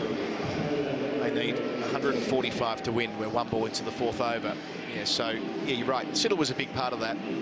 He got his first opportunity for Australia at home in the 08-09 series that you're referring to, which was the series where JP Duminy, Dale Steyn. Yep, that's right. JP Duminy at the MCG making his first Test 100 after Siddle went through the top order, actually, previous afternoon. Oh, lovely piece of bowling. Doesn't matter what colour the ball is. If you pitch on off stump and move it away off the seam at that kind of pace, it's going to be a handful. Then, yes, at the A.B. de Villiers as well. At the Wacker, the Proteas chased down 408, which I think is the highest ever chase in Australia, something like that. Wow, I mean, what's the world record chase? 421, is it? It's 417, I think. The West Indies in Antigua against Australia in 03. Oh, that gets big on him. Yeah, I think there's something special around someone like Peter Siddle, who enjoyed playing in England so much across 4 Ashes series, 09, 13, 15, 19, that having announced his international retirement 2 seasons ago, it's like the second line on the press release was, I'm going to keep playing county cricket for as long as I can. He loves it over here, so a real servant of the game. And I think kind of loved, and he wasn't at the start of his career. That people saw him as a bit of a bulldog, didn't they? Making room here. Can't beat the man at backward point, Jacks. He's stuck on 9. You player that you mentioned actually was injured, James Pattinson. You know, was you surprised when he decided to step away from international cricket? Because he, of course, still playing county cricket, still playing Shield cricket. Yeah, yes and no. I think that there was a sense that he'd made his mind up when it came to the extra level of commitment you need to play for Australia. It kind of puts everything else on hold, and he did have consistent injuries down the leg side again. 3rd leg side wide for Siddle already in the space of 2 overs, unusual for the metronomic Australian. Yeah, I think the call that Pattinson made was that the probability of him having one last tilt at Test cricket might have passed him by in the previous 12 months, and instead just wanted to enjoy his cricket. Still playing in the Shield, of course, playing over here for Notts. I saw him with a little cheeky comment on Instagram a couple of weeks ago, kind of hinting that he might play for England, but that's obviously not. Well, his brother did. Well, he feasibly could. He would need to do what Dan Worrell's doing, because Pattinson's got a British passport, so he could, in theory, spend 3 years qualifying and be eligible at age 34 or 35 or something like that, but that would mean not playing in Australia anymore. Through the covers, bisecting a couple of fielders on the edge of the circle. Jacks moves to 13, the first of the Surrey openers to reach double figures. 26 for none. Sluggish start, though. 1 ball to come in this, the 4th over. Yeah, it's almost sensible cricket, really, from the Surrey openers, isn't it? They're not taking any chances whatsoever. But when you can play shots like that, then you don't really need to, do you? Yeah, good Beautiful timing. Strong base, kept his position, picked his spot. 4 runs. Making room to finish, and that's more resourceful. Over short 3rd, back-to-back boundaries to finish the 4th over. Surrey, 30 for none. Well, we saw 115 to go. Sorry, Colin. We saw 2 balls ago, didn't we? Made room and then tried to play the ball along the ground, went straight to backward point. Good-looking shot for none. So just takes the field out of the equation, doesn't he? Didn't look particularly pretty, but he knew what he was doing. Complete control, and the fielder's inside the circle. A relatively, risk-free shot. One of the great things about the social interaction we get on the Surrey stream is people can tweet in and add to our conversation or correct the record. Xavier Foyt-Hill has done the former here, explaining that Ryan Harris situation you touched on before. Yep. Lewis Gregory, the former captain, to bowl over number 5, and Smith joins Jacks in double figures. Xavier says Ryan Harris signed for Sussex as a local player in 2008 on a 2-year deal and played 1 game in the championship, took 4 for 36 before the contract was terminated when Queensland wouldn't register him as an overseas player. There you go, and that was that. So for the briefest moment, you could have had one of the most effective Australian fast bowlers ever playing for England. Could have happened. Off the back foot, not beating backward point. I don't know if you have, I think most cricket fans in this country have got a copy of The Greatest 2005 Ashes. And because England won it, it is actually possible to watch and marvel and enjoy Glenn McGrath's spell of bowling at Lord's. If it had ended up 2-1 Australia, then, you know, that just wouldn't be possible. And shot. Again in circle, there's a gap in the offside because, well, we're still inside the power play. Both men back on the leg side, and Jack sized it up, hammered away, out through point, moves to 21, 35 for none the score, doing this easy so far. Fast forward to 2013-14, which we all know ended up with a 5-zip win for Australia. Nobody's got the DVD. But that delivery from Ryan Harris to dismiss Alistair Cook was their first ball of the innings. First ball of the second innings at the Wacker. I think that Crick Info had that in one of the top 10 deliveries of all time. Quick single, through again. Purposeful running from Jacks, who's 22, 36 for none. And if England had come back to win that series, then I'll be able to watch that DVD and marvel and enjoy a truly great fast bowling spell. But because they didn't, well, I can't, and I won't watch it unless forced. That delivery was sort of right arm over and swung back in towards Cook. Didn't hit a crack. You can kind of see the pitch map where it hit, and it straightened up and kissed the off bail. It's the stuff you dream of as a fast bowler. And Cook's reaction, he tells you everything you need to know about that delivery. Nothing he could have done. Well, he can't work it out either, can he? Yeah, he's like, I thought that was swinging in. How did it hit off stump? It's like I was in position to defend that ball.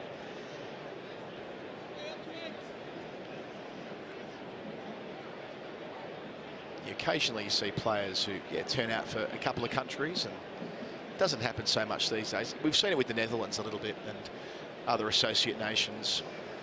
Tim David's an interesting one at the moment, having of course made his name on the T20 circuit. He'll be playing in that T20 World Cup later this year, make no mistake. Australia are preparing him for that. So am I right in saying that you can play for an associate nation? I hate the term, but I'm just going to use it. No, sure.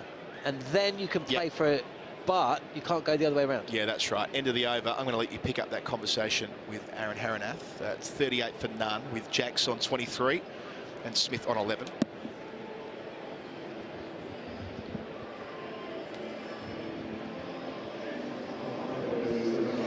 Shame there's no camera in the comms box, as essentially me and what's that game? Twister. That's what we were just doing there. Yeah, we weren't quite sure who was going off. Who was going in? Yeah. And there was a tangled cords. So, Aaron, it's 38 without loss, 5 overs in, 1 over left of the power play, and well, it's been risk-free cricket from Surrey so far, isn't it? Yeah, pretty much. There have been a couple of select choices where Jacks has decided to take on the bowling when he's seen it in his area, but other than that, it's been pretty smooth. Van der Merwe, a little bit of spin for the final over of the power play. So, is this not quite stick or twist, but this is an over where I suppose we can. It's either going to be wickets or runs, essentially. Well, I don't think Jacks is going to hold back. That's for sure. There we go. He's lofted up. I'm not sure that's going to reach the boundary. I think it'll spin away, yeah. Oh, no, it does. You've batted here long enough to know. Yeah, looked like he had some top spin on that. Yeah, Jacks obviously has shown there. He'll keep trying to back himself to score boundaries, which is what he's done so well for Surrey. So that's his role, and he'll try and execute that as much as possible, regardless of who's bowling. So you see a change of the field here. We've got long off out. Yeah. And, well, mid-wicket. They're staying as they are. Merwe's in again. This is on off stump, pushed nicely out into the covers, but fielded. So 42 without loss. Jacks 27. He's had there's a consistency to his game this year, which I'm not sure we've seen before. Yeah, and across formats as well, which is really pleasing to see for everyone here. Contributing to the championship, I think this week, or sorry, last week even. Yeah, there's a consistency now to his game that's showing some maturity.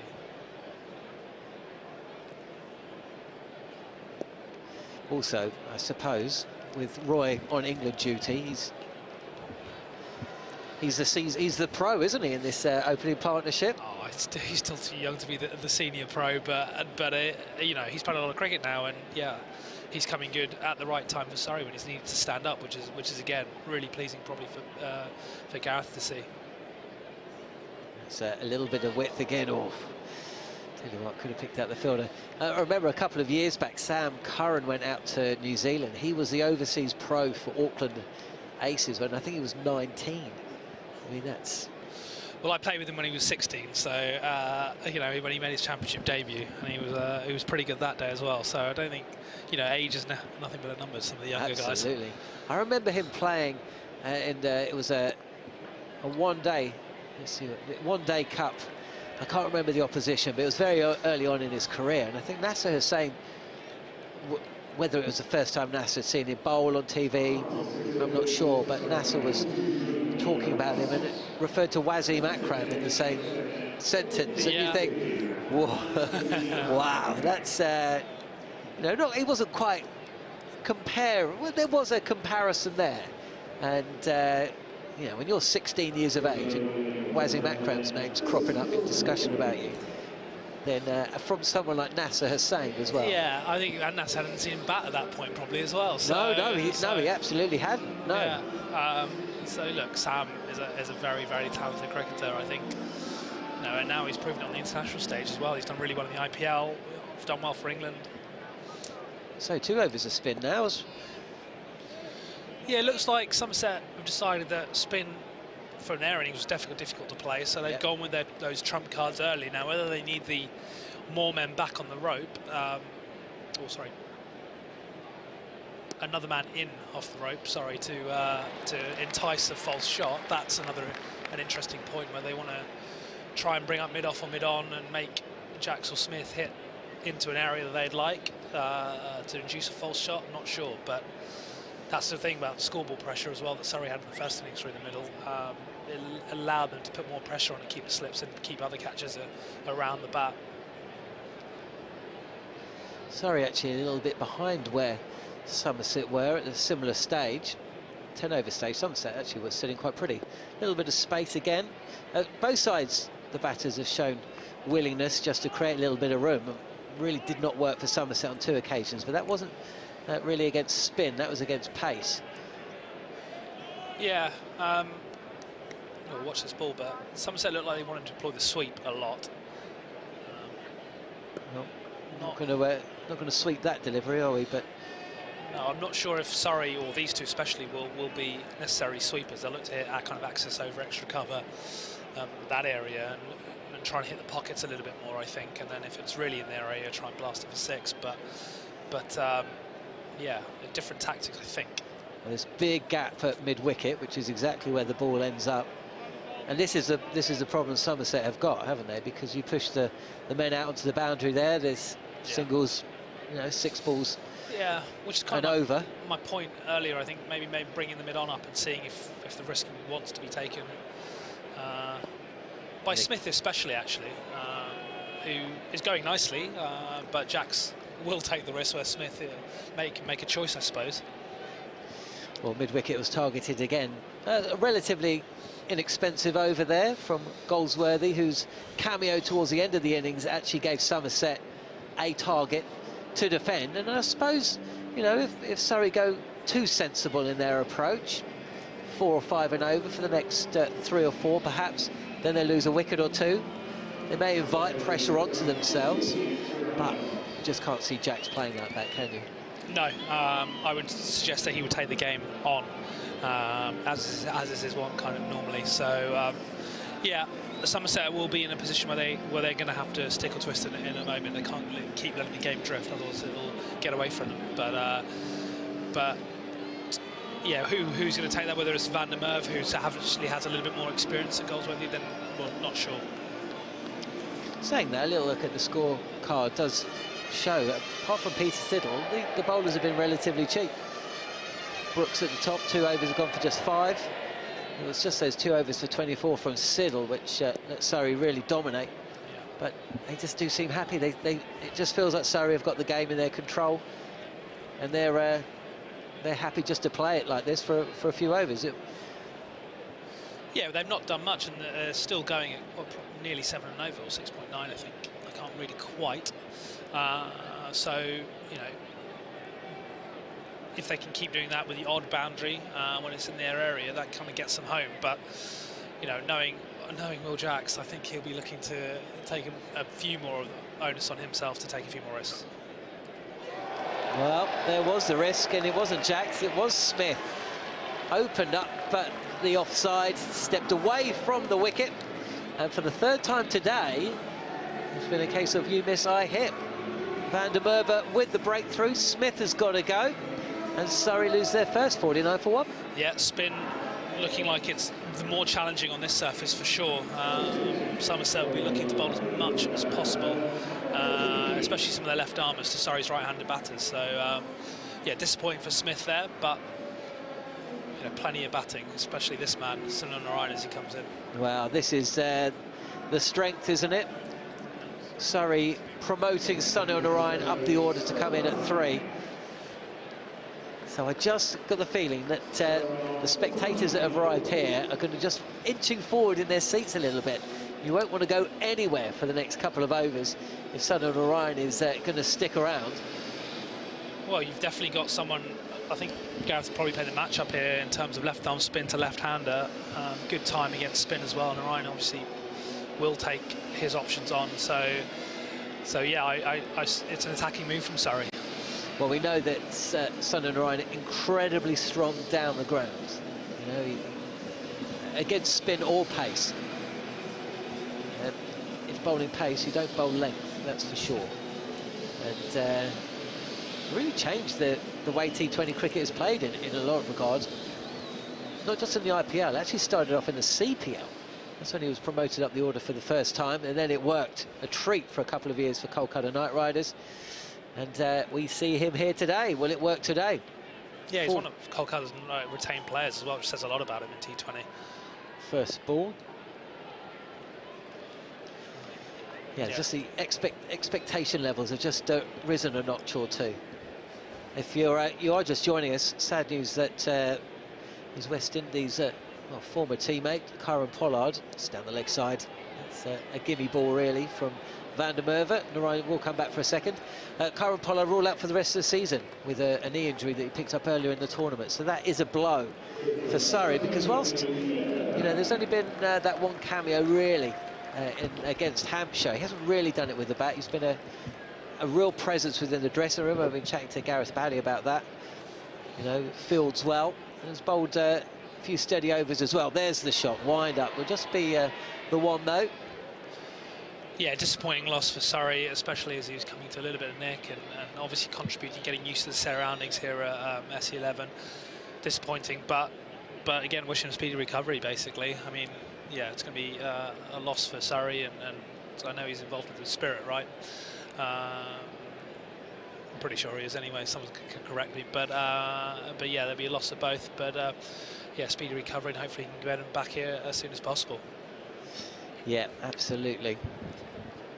So Will Jackson faced the final delivery of Van der Merwe's over. Again, steps away from the crease and ran that super fast. The ball flying to point. Just for a second there, it looked like Narayan was treading water a touch, but comfortably home. So, at the end of the 8th over, and Surrey 53 for 1.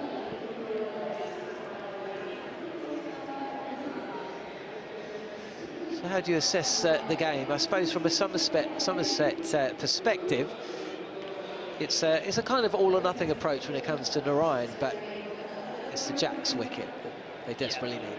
And look, this is making it very interesting. The wicket did make it interesting. I think Surrey were cruising at that stage, and yeah, pinning them back is it makes the game a little bit more, you know, pulls Somerset back into it, I think. So again, I think this is Ben Green now coming in, or is it Jack Brooks? Can't see. Brooks, I think. So again, the Somerset are taking attacking options, so, but I would suggest... Are you surprised by that decision? I thought another over a spin might be the order. Down the track is Jack's. Yeah, but maybe left-hander into that shorter boundary towards the groundsman's hut. Maybe thought of there's a reason why the Goldsworthy wasn't bowled. Thought they might go pace on to Narayan as well. Well, we're going to find out if it's going to work. Sorry, be mindful. We said this a couple of overs ago, didn't we? The target of 145. It's, you know, it's not a big target, but we have seen that there was a game earlier this year when Surrey were bowled out inside 16 overs. Look, it's going to be a good challenge for them. You know, they've had a lot of it at their own way in this competition so far. It'd be good to get over it again. Nothing builds confidence by keep winning games. But they've got two guys who are in form who can do it. So yeah, they'll be pretty confident. Somerset, though, obviously second in the table, win here almost guarantee them a position in the quarter-finals. Now, did that hit the helmet of Narayan? If so, I have to have someone in. Nope, he seems like he's gloves. Well, I think his glove. I think that's what they've decided. The matchup is Brooks hard length to Narayan, make him hit the wider square leg area here at the Oval from the pavilion end. So I think they've set the field accordingly, and let's see what Narayan comes back with here. Well, I've seen one West Indian hit the scoreboard here. Goes to the pull shot, does Narayan, but fielder out. So just a single. Chris Gale hit the scoreboard in the... There's a 2009 Champions Trophy game? Oh, was it Champions Trophy game? He hit one off Brett Lee, didn't he? No, you might be right, actually, yeah. It went miles. Someone online can let us know. I'm sure they will. They've been bang on it today. Are you on Twitter? I think I am, but not active. Sadly. Sadly. Why did you say sadly? You're sparing yourself hours a day of pain. Yeah, judging by some of your comments earlier, it can be a little bit of a cesspool. I gather. Only during the it's, well, you know, you can imagine. You know, you can imagine what it's like. But during the 100, I mean, we've only had 1 year of the 100. It was absolutely unbearable being on Twitter. How? I mean, I don't think there's a. I'd like to know if there's another sport that likes to stick pins in its own eyes as much as cricket seems to. Yeah, it's not. Yeah, not easy. Not easy. No, it isn't easy. Oh, now a little look to the umpire, and yeah, that'll have to be bowled again. Yeah, clear plan here for Somerset. They've decided that short into the wicket to Narayan is the way to go. Obviously, that was a little bit too short and a bit too high. Yeah, absolutely, and in fairness, it's working, isn't it? Because Surrey are not going anywhere fast. Oh, that is dropped. Well, the plan was put in place. Narayan went for it, and the bowler should have picked up just reward there. Dropped in the outfield, and we'll have to see if that comes back to haunt at Somerset. It went low, it went fast, it went hard, but it went straight to the fielder, and that's a painful moment. 59 for 1, Surrey, 9 overs in. Yeah, tough catch, but unfortunately that's a key moment in the game, and well, that cost Somerset, we're not sure, but yeah, he hit that well though, Narayan. He hit it really well, just straight at the Goldsworthy down there, a deep square. Yeah, he hit that at some pace, didn't he? Straight out the middle of the bat. Goldsworthy had to run in from the boundary edge. It went to him low. He had to dive kind of to his left, I think, and low, but he got two hands to it, and I think he's going to be disappointed. So Narayan is still there, and he's going to face the first ball of the 10th over. Gregory is going to be bowling from the JM Finn stand. Narayan has already had a life. Oof, wow, nearly knocks himself off his feet there. Swings so hard. Can you get 12?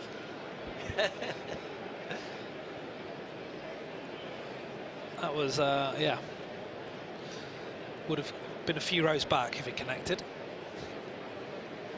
Just feels like something's about to happen in this game. Yeah. 145 the target.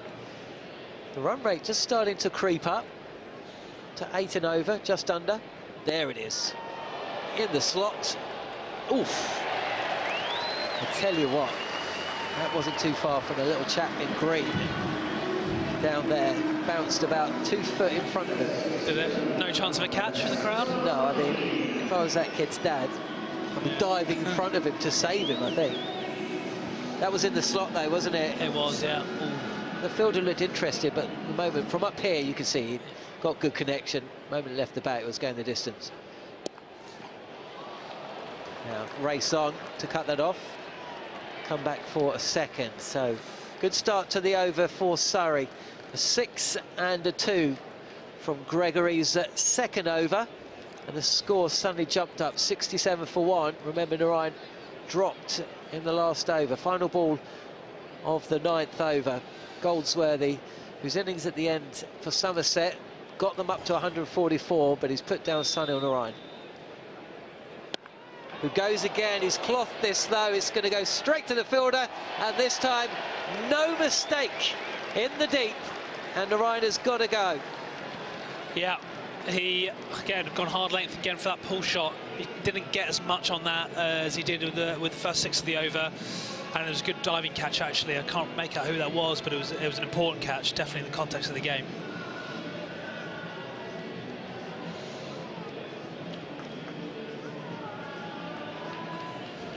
I can't quite work out who that was out in the deep, but it does show that the drop hasn't cost Somerset too much.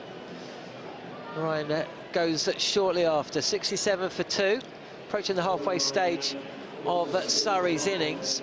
Any notion that they were going to chase down 145 inside 15 or 16 overs has well and truly been put to bed.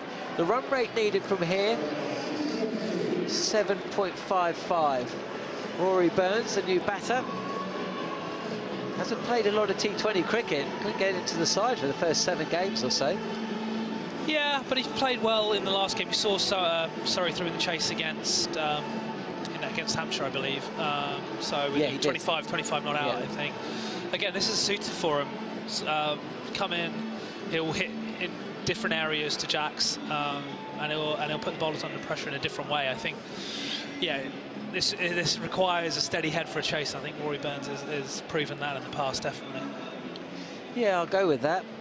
I think this probably is set for him quite nicely. You know, it's not like Surrey need 11s or 12s from here. No, and he's performed this role really well for Surrey in the past as well. So he's used to this position coming in here. Yeah, he's batted lower than this for Surrey as well in T20 cricket, coming in at 5 or 6. So first ball, Lewis Gregory, who has got the breakthrough. Just will feel like he's missed out there. Yeah, that's a strong area for Rory. First ball, probably not just quite there. Yeah, drifting onto the pads with the fielder up at mid-wicket. I think if Rory Burns has seen a couple of deliveries, that whistles away to the boundary. It really does, yeah. I've seen it a lot from the other end. Right, big delivery here for Lewis Gregory. Expensive at the start of his over. He's hit back. Nipped out Narayan. Jacks at the other end. Burns to face. Burns to face the start of the next over as well. So halfway stage of the innings has been reached. Surrey have lost 2 wickets, but the opener Jacks is still there, 35. Joined at the crease by Burns, 68 for 2. And after a word from Aaron, it will be the main man, Adam Collins. Yeah, interestingly positioned game as Adam joins us here. And looks like Goldsworthy back to bowl as well to the left-handed Burns. It'd be interesting to see what options if Rory does put him under pressure. But yeah, interestingly poised. Definitely more so than the first 6 overs when Surrey were going pretty well. The wickets of Somerset have got pegged Surrey back, and and it'll be an interesting conclusion and a worthy run chase if they do get home. Colo, welcome back. Hello, Aaron. I had to stop to take a selfie with Kate just then. It's National Selfie Day, I think I saw somewhere on the internet. That must be what she's contributing to. Have you just made something up? I'm not. I saw this on the internet. I saw Gary Lineker tweeting about it. Oh, did you? Must be true. It must be true. And his selfie that he popped on Instagram earlier was with Emma Raducanu, as you do. As you do, yeah. Just run into Emma Raducanu, took a photo with her, whatever. Was he at Wimbledon? Goldsworthy around the wicket, left arm orthodox.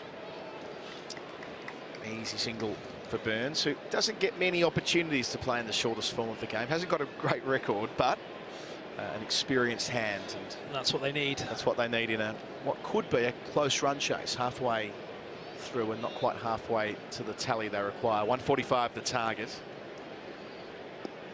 Inside part of the bat. Index finger there to Jacks. Stumps in play. So they're treating this conservatively, Aaron. We saw that inside the first few overs, actually.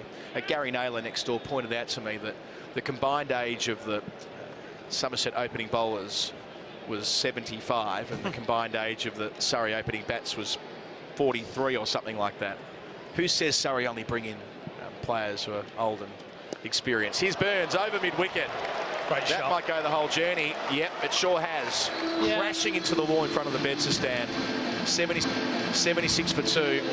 Yeah. Now they're halfway there. Just, well, 70. No, let's see. Which board am I looking to here? 76 for 2, sorry. That is the shortest part of the ground. I'm interested to actually see with Goldsworthy bowling to left-hander and Rory really good on his feet. It's an interesting matchup they've chosen to go down. Goldsworthy to Burns again. Milks the easy single after the 6. Applauded by the traditionalists who enjoy seeing a boundary than a 1. You nearly clapping there yourself? Oh, I don't know. Just go again, they say, don't they? The modern types. The modern players. Well, if you hit a 6, then you're in a good position to hit a 6 the next ball. Don't knock it on the head. You been playing much this season, playing club cricket? No, I don't get time. I have to do real work nowadays, Colo. Too busy in the city. Oh. 3 out on the leg side, round the wicket still. There's one to be had for Jacks, who's 37. Been out there for a while in relative terms. He's faced 32 deliveries into the over, 11 gone, 78 for 2. Having played, I've learned it's better watching. Yeah.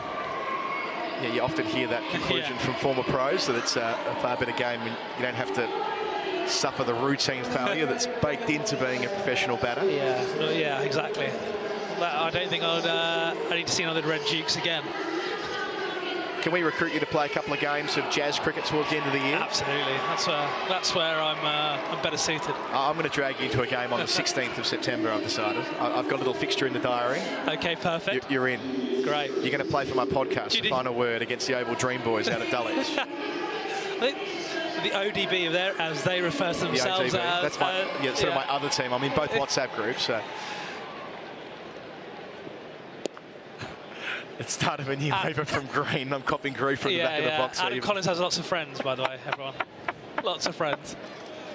Just simply making the point that I've got divided loyalties. Podcast host, cricketer, good centre-back, you know. He's got it all going on. I played at Lords last week. Did you? First ball duck. Oh. Away Shah. He could bowl.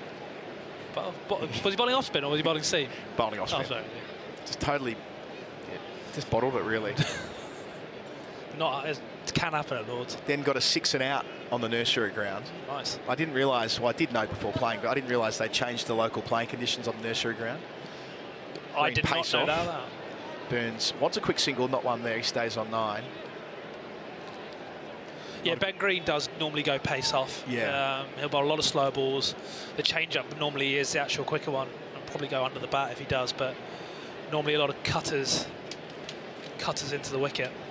They've been using him in the death overs as well, and it's not really been working in recent times. So seeing him a fraction earlier tonight. Burns again. Yeah, that was more on pace, trying to get under the bat there. Into double figures, this partnership up to 13. Can they steer Surrey home? Gorgeous evening. It really is. Plane flying over behind the pavilion, the Mickey Stewart Members Pavilion. Pace off again. which I think is actually quite a sensible option on this surface, drying out. Looks like it's a reused wicket as well. Yeah, pace off cutters is a pretty sensible option.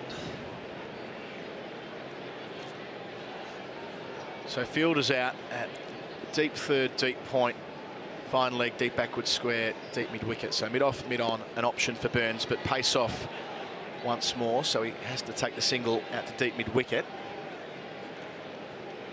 They're going at just under 7 and over. They need to go at 7.7 from here to reach the 145 they require. Yeah, the rate left in 12th. The rate's comfortable. It's just wickets, right? If you keep getting pegged back with wickets during the course of this, it becomes more difficult. But you know, 2 now kind of set batters in, or 1 definitely. Really good over from Green. 83 for 2 becomes the score at the end of it. With Jacks retaining a strike on 40. I got a question in between stints from WG Rumble Pants, who's an enthusiastic supporter of the county game. He put it to me, but I'll in turn put it to you as the expert in this field. Why have Surrey become so good across the formats? Well, what is it about Surrey right now that sets them apart to the last couple of years? Well, depth, I think.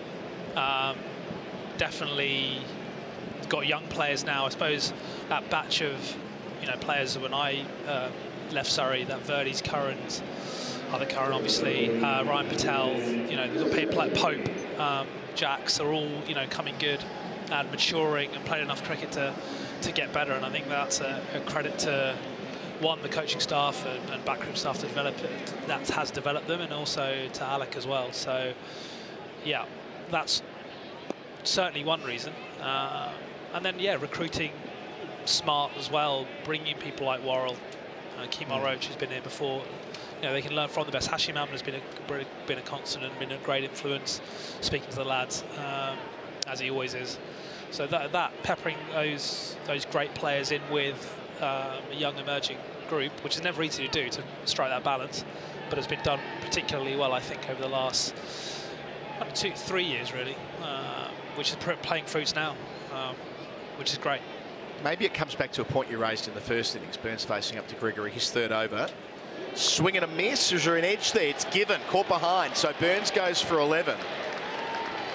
Just when this experienced pair, well, certainly the experience of Burns with the youngster Jacks, look to be ready to break the back of the chase. Somerset get an important wicket. Gregory into the book for a second time. Looked like he just tried to pull that off length, not a big shot, just trying to hit it into the leg side for maybe 1 or 2, and he's got an under edge. I'll wait to see a replay, but we'll watch it back here, reverse angle. Yeah, as you say, a little under edge. Yeah, looks like a cross seamer as well there from Lewis Gregory. So 84 for 3. Oh, off cutter actually. Gripped the off cutter. That did him for maybe lack of pace off the surface. Still 61 required as Laurie Evans makes his way to the middle.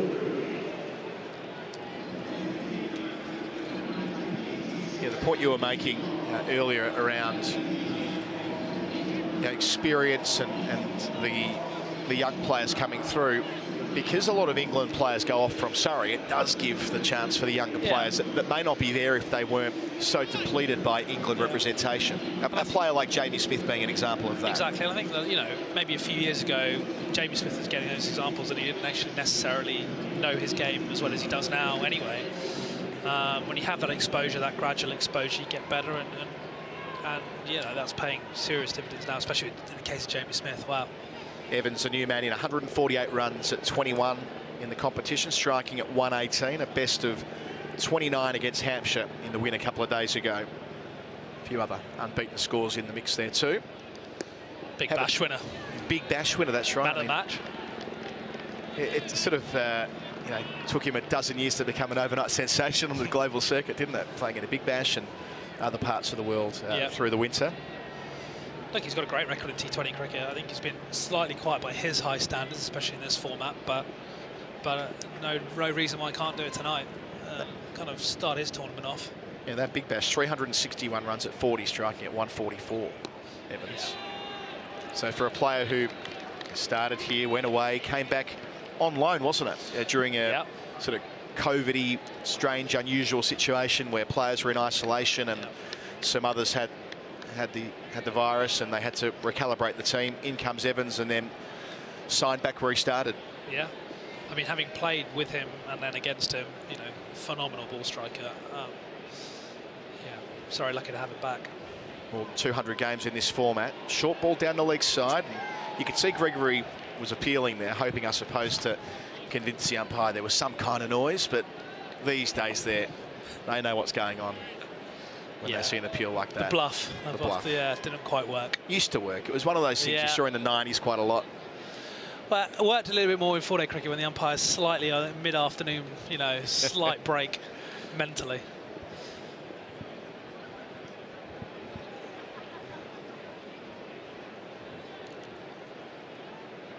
Evans yet to get off the mark, does so here. Sure. Placing it well behind point. They should get a couple, and they do.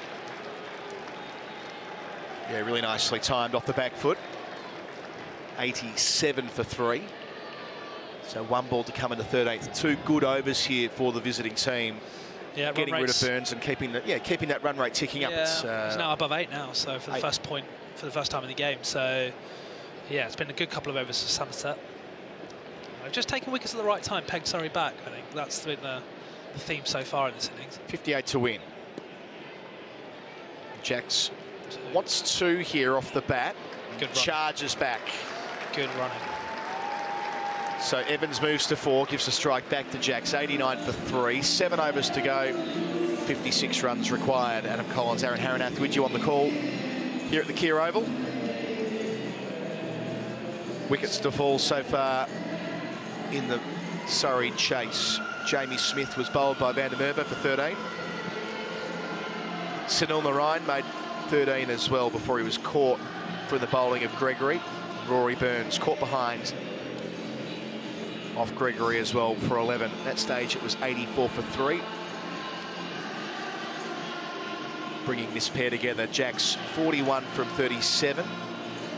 And Green to bowl again, his second over. So the 6th bowler used for the visitors. They'll have options through the death.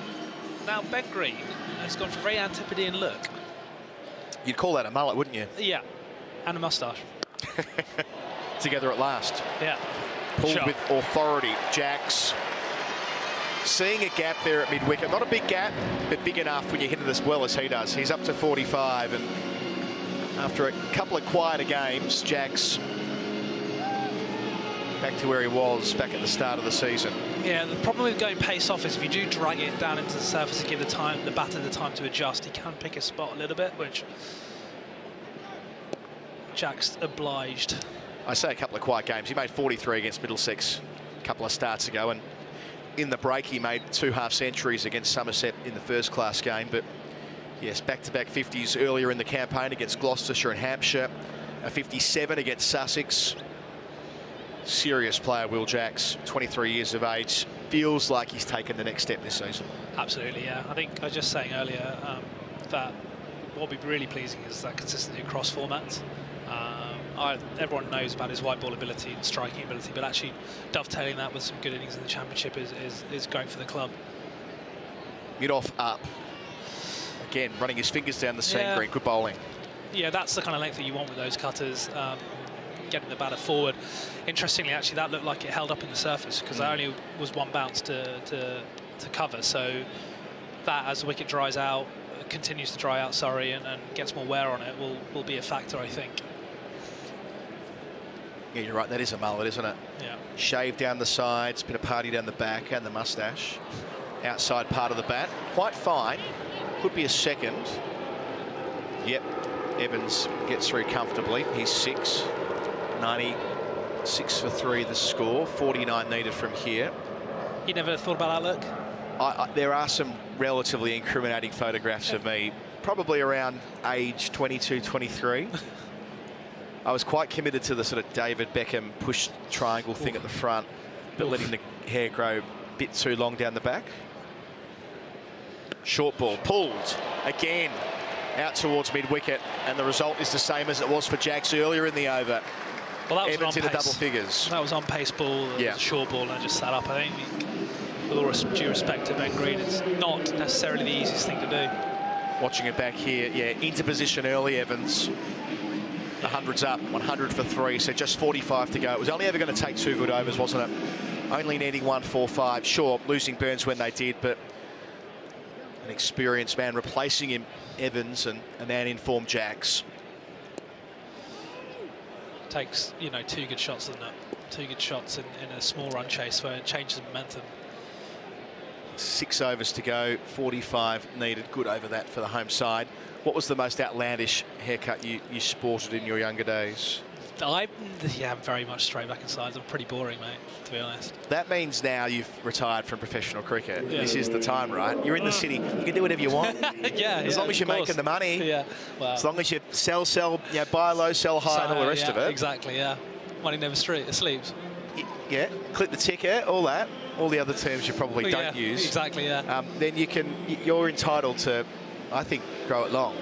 I'm sure the Surrey members would love it. Oh, yeah, exactly. We'll walk through the first general committee meeting with the hair out the back. That'll be, well received, I'm sure. Van der Merwe. More left arm spin from the pavilion end. They'll need a twist here because Surrey are within striking distance with 6 overs to go. 1 more big over and it's game over. They've got that run rate above 7. They need to go at 7.5 from here.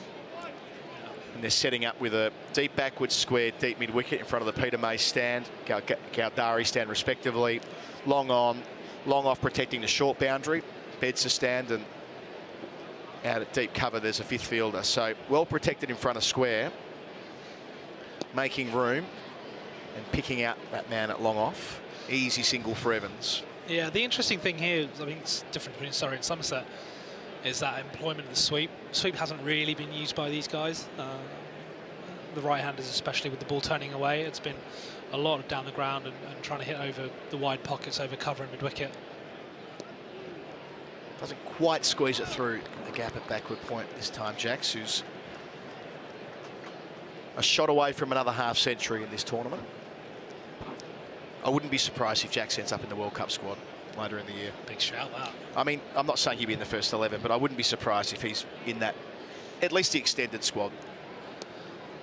The only thing with, though, at the moment with England, there's just so many good white ball players. Sure, yeah. At the moment, it seems like a laundry leave, and now, you know, Phil Salt's now done really well, and there are others, obviously, in the county circuit that were going well. I was out there at Amstelveen on Friday, and wasn't really. I was kind of, you know, a little bit working, not really working. I was there with my baby daughter, and because she had to take a nap, we left just as Josh Bottler walked in.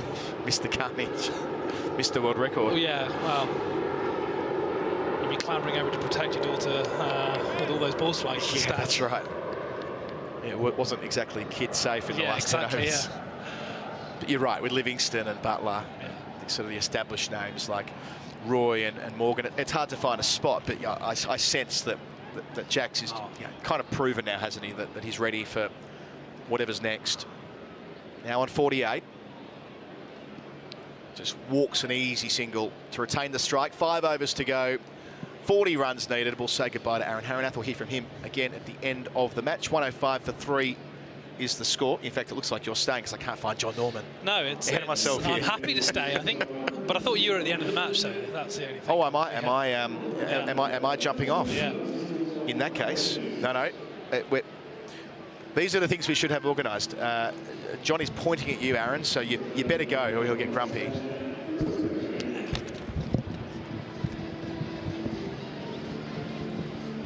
Hello again, John. There's no grumpiness here. We're calling audibles on the rotor. Make it up as you go along. That's the best way. I'm more than happy to sit back and listen to you guys talk through the last 5 overs of this match, that's for sure. 105 for 3. Surrey, 5 overs remaining in the match. 145 the target. Nice looking shot for 1 there by Jacks. Is that another 50? Sure is. Another 50 for Will Jacks. That is consistency from Surrey's opener. He weighs in with terrific and athletic fielding. Some fine bowling, picked up a wicket or 2 along the way. How many 50s has he scored this year, Colo? It's his 4th of the season, a 43 against Middlesex as well. Got there in 44 deliveries, so more sedate than his other 50s in this comp so far. Just chipped up. There's a fielder at deep mid-wicket. Takes the catch. And Laurie Evans has got to go. Another Surrey man going for the big shot and holding out. The pressure just starting to build on the home side. That was completely against the flow of play, wasn't it? It looked like Evans and Jacks were going to walk this. And, yeah, it wasn't a full-blooded shot either. It was almost catching practice. That was certainly the way it was taken by the fielder running in from the deep mid-wicket rope. Watching it back here, had he given it some welly, he would have popped it into the JM Finn stand, but not to be. There's Lemonby out there. Brings the captain, Jordan, to the crease. Nice little bit of shape from Gregory, was it, who delivered that ball. Maybe that's what done for Evans. Just tailed in a little bit to the right-hander. He got a bit more toe end rather than the middle of the bat. And as you say, catching practice for Lemonby, who's making no mistake. We've seen one that go down in that part of the field, although admittedly it was a square leg position. But no mistake there, and we said it earlier in the piece. It's the wicket of Jacks, the one that Somerset are going to prize over every other. Well, one more wicket here in the game might open up, remembering, of course, that there is an injury in the Surrey ranks. And Aaron made the point before that, I mean, to bat with a side strain, if that's what the injury is for Jordan Clark, and we're sort of putting two and two together a bit there, but it won't be easy if they do need to go at a decent clip towards the end. So that's why we're seeing Jordan elevated above Clark. He would normally, well, he would harder to come in at 6. And yes, we've got Nico Reefer next, then Atkinson and Moriarty, McCurr, and where Clark fits into that yet to be determined. Fuller and fielded from his own bowling. This is a good over here. So I suppose the overarching point is if you get rid of Jacks, then the pressure transfers onto the home side, absolutely. With these two there, though, they won't feel too concerned, though. 39 to get. It's not been a boundary day, though, has it? True. It's been a lot of very quickly taken singles, pushing back for the second, which hasn't been taken. In comparison to some of the other matches that we've seen on this ground, I think Somerset are in this. Fine leg up. Swivel pull, but it'll just be another single. Somerset will take this. I mean, for all his many attributes, Jordan possibly coming in. You make the mention of the injury to Clark. You know, position too high. Reefer to come after. He's not played a lot of cricket. So I just wonder whether that will mean that Jacks changes his game slightly. It's actually where they're missing Pollard. You think about the win against Hampshire. Yeah. Similar kind of chase. They were after 152 on that occasion, and Pollard broke the back of it, winning in the final over. Dab down to backward point, and that is a fine over from Gregory. He was a problem for Surrey in the county championship game recently with the bat, and he's providing some thorn in the side of Surrey, who are without Clark.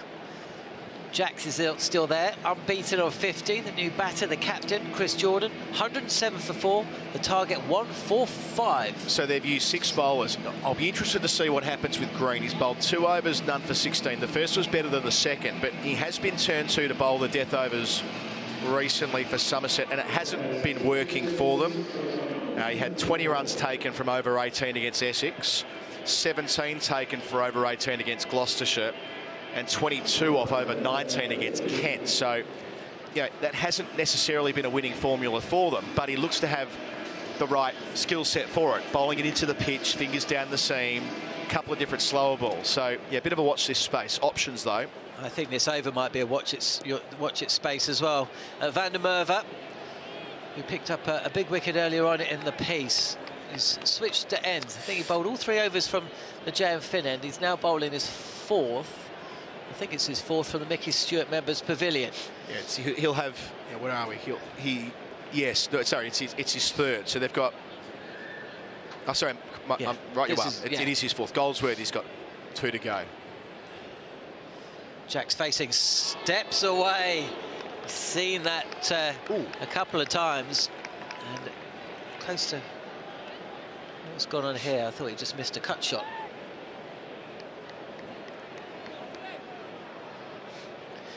Bit of energy, nothing wrong with that. Yeah. Move it. I'm just feeling that Somerset believe that they are absolutely in this game as the run rate required goes over 10. Attempted lofted drive, but just a single to long off. Score just inching away. I mean, look, Surrey's still got 6 wickets in hand. They've been here in this position before, but there's experience within this Somerset rank, these Somerset ranks. Well, Van der Merwe was crucial to that come-from-behind victory against Gloucestershire, coming in at 50 for 6 and racking up 112 from the last 10 overs. So he knows how to win in tough situations. Well, that'd be called a wide. It has been. Not too far. Now, was that reaction from the bowler because he thinks he nearly bowled Jordan round his legs, top of leg, or because he thinks he nearly got a little nick on it through to the keeper? We get another look here, maybe between deliveries. Might be time for that. We'll see. Yep, here we go. Yeah. Ambitious. Oof, again, there's no timing in this, and the big shots, they're not coming easily for Surrey. Certainly not for the new batter, Chris Jordan. Plenty of pressure on the home side, possibly as much pressure as they've had all season. And I think this is a good thing. You don't want to... You know, you talked about winning ugly earlier. If they get over the line here and win ugly again, as they did against Hampshire, it'll against be a good side as well. Massive boost with all those players out, who'll be back from England duty soon. Steps away. This is good bowling here from Somerset. Look at that. Another very cheap over. And maybe it's run scoring is just becoming more. We saw in the first innings, seeing in this one, that run scoring as a ball is getting a little bit older. And experience heads to 37-year-old bowling now. Jack Brooks was excellent earlier, 38, Siddle 37. So they're backing their old boys tonight, Somerset. And Siddle's still got 2 to bowl, Brooks 1. Certainly taking pace off the ball, working again. Good. Is that the end of the over? It is. 3 overs remaining. So 18 deliveries of this match, legal deliveries. The score 112 for 4. The target 145. So the run rate from here is around 12 and over. So I gather we don't have the little score graphic on the bottom of the screen at the moment, so we'll try and treat this more like a radio call for the last few overs, John. Well, I think that suits us both. First discipline. So... Well, that required rate got down to 7.4 just before you came on commentary, and now it's up to 11. I think it's pushing 12, I think. Yeah, right, you are, yes. Just under, just shy under 12 from here. Or bang on 11, 33 from 3. Hey, 11, you're right. No, hey. Still 11 where I grew up and went to school. No, you're right, you're right. You obviously went to a better school than me. I doubt it. Peter Siddle back into the attack, and that is very close. Very close to a return. Caught and bowled there. Being reminded in our ears that we have calculators. Calculators. Well, I went to school near Peter Siddle growing up, so, you know, he'd have as much chance of working it out as I would have. Absolutely, Siddle will know. Siddle's been brought. His 2 overs were expensive, weren't there? There was 3 wides in there. Yep. Gloriously hit 6. Square of the wicket, which saw the ball bounce on the concrete steps and out of the ground, we think. Yeah, 3 fours, a 6 and 3 wides in his first 2 overs. But Jacks is still there, 53 not out. The key wicket, you imagine. The hopes that Surrey have of getting out of this game and maintaining their perfect, not quite perfect starts to the season. They've drawn matches, there's been a no result, but across all formats they have not lost.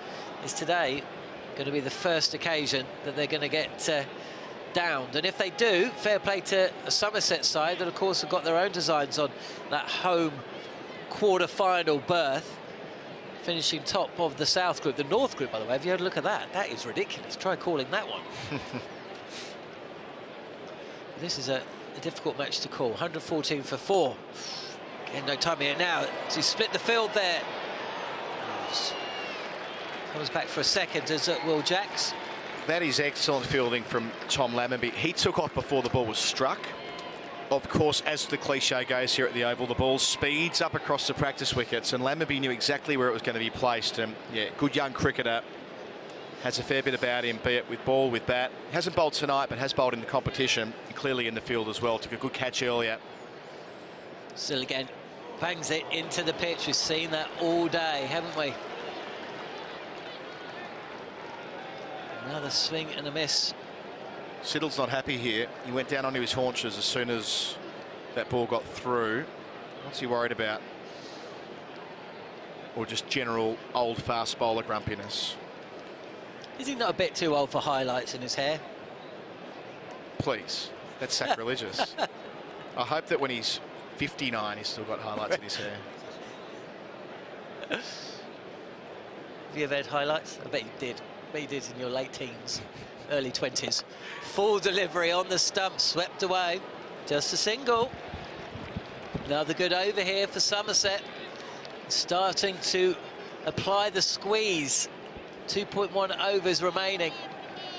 Required rate just under 13 now. It's still within grasp. We've seen scores like this chased down in the last couple of overs. But the way the game's been up until this point, it's difficult to see it from here unless Jack's really...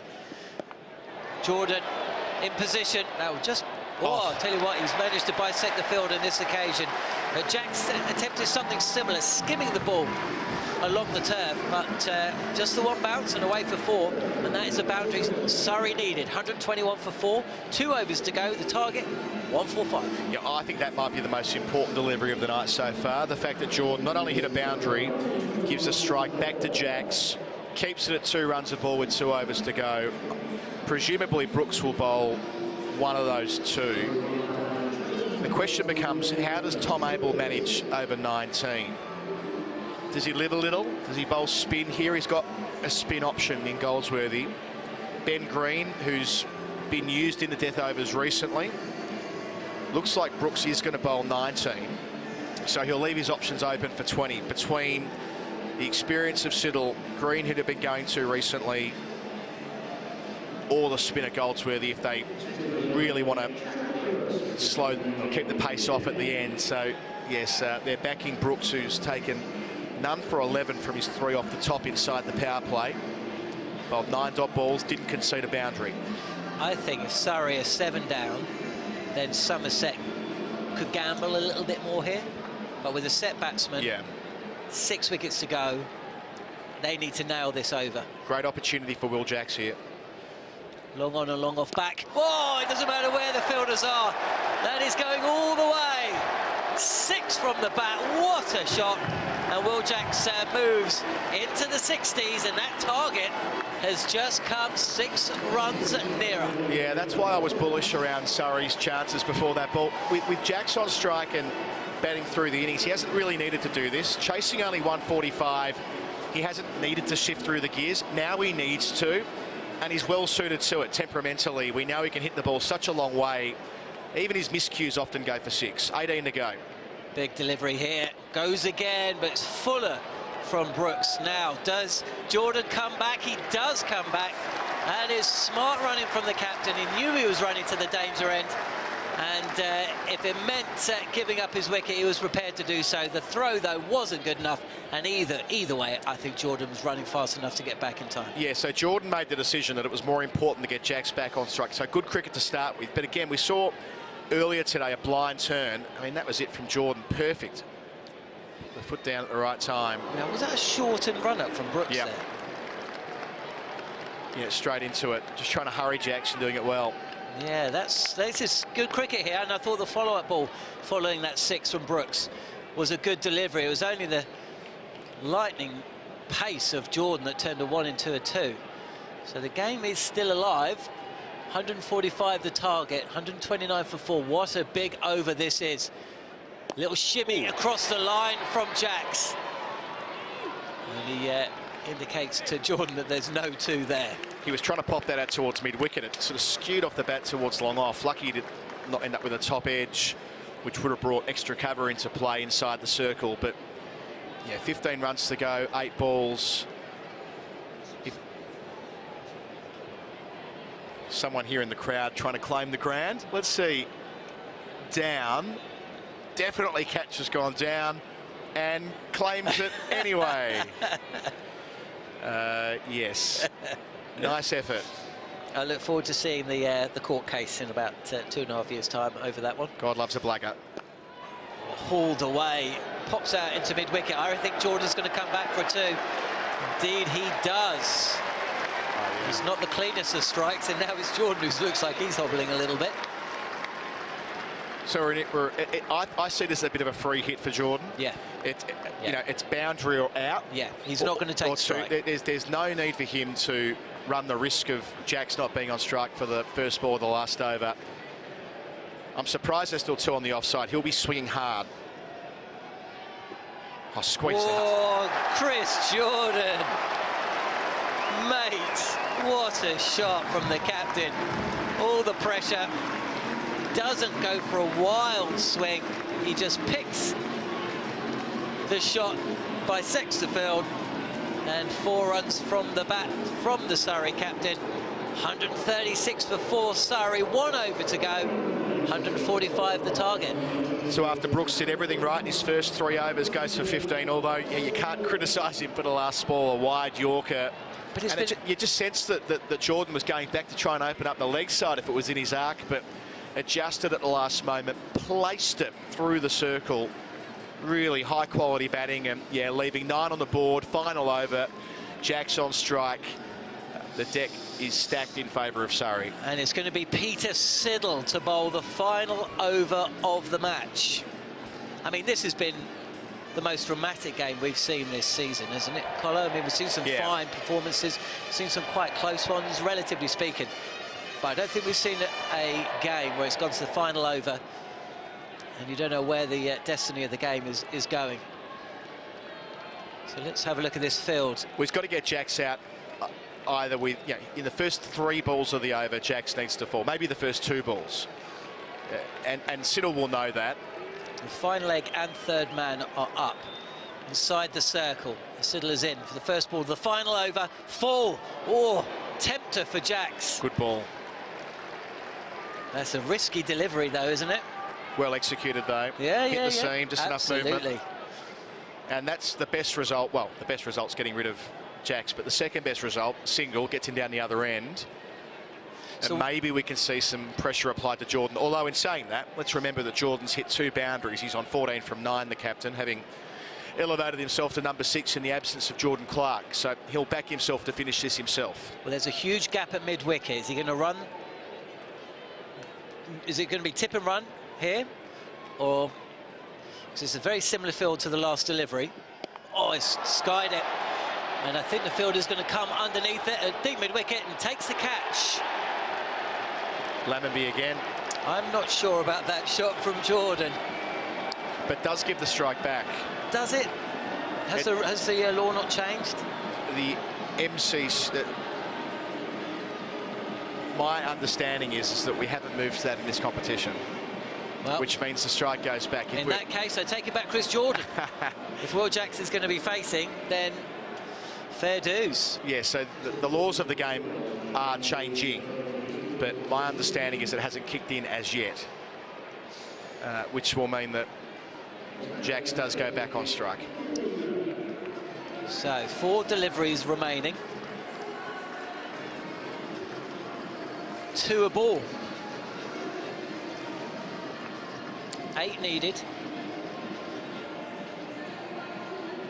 And it does look like it's going to be Reefer. In that case, the laws have changed. I take it all back. The times are a-changing. Put it this way, in the county in the county championship, it's been crossing counted. So yes, they must have agreed to fall into line with what they were doing in the 100 and the IPL, which is fine.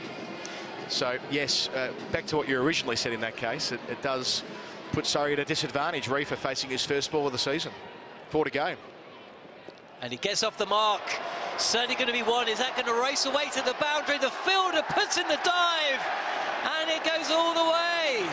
That is not the delivery that Somerset required from Siddle. Drifting down onto leg stump. Clipped away from Reefer, who's going at a strike rate of 400 for the season. Yeah, nicely done. Getting an opportunity tonight, unexpectedly. 3 changes, Pollard out.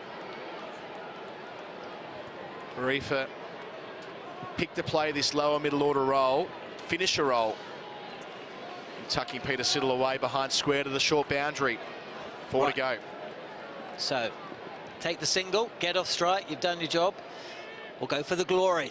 Oh, it's Siddle with the glory. What a comeback. He is absolutely cleaned up Reefer. What a ball. How about the heat on that? The Peter Siddle of old. He hasn't bowled this quickly for a decade. And he's fired up too, the Victorian. How about that? Peter Siddle keeps Somerset in the game. I wonder who they'll send out now at number 8. Will it be the experience of Clark, who is injured? How? Siddle with the wheels. And Jacks at the other end. Gus Atkinson, local boy. 2 balls remaining. What a game we've brought to you. Our Surrey broadcast. Yeah, Atkinson has rarely had to play this role. He's only made 39 runs in 19 T20s, owing to the fact that he's only batted 8 times, and most of those for a ball or 2. He only needs 4.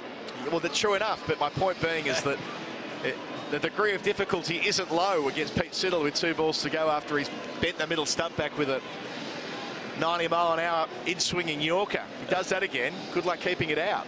I tell you what, we've got one of those beautiful South London pink hue skies here. Absolutely glorious evening on the longest day, the start of summer. We've got a crackerjack of a T20 game. Can Surrey preserve their unbeaten record in 2022? This game has fluctuated wildly. You consider the different positions Somerset found themselves in throughout their innings, and now Surrey thought they'd won the game, and have they just lost it? 2 balls to go. Steps away again to Siddle.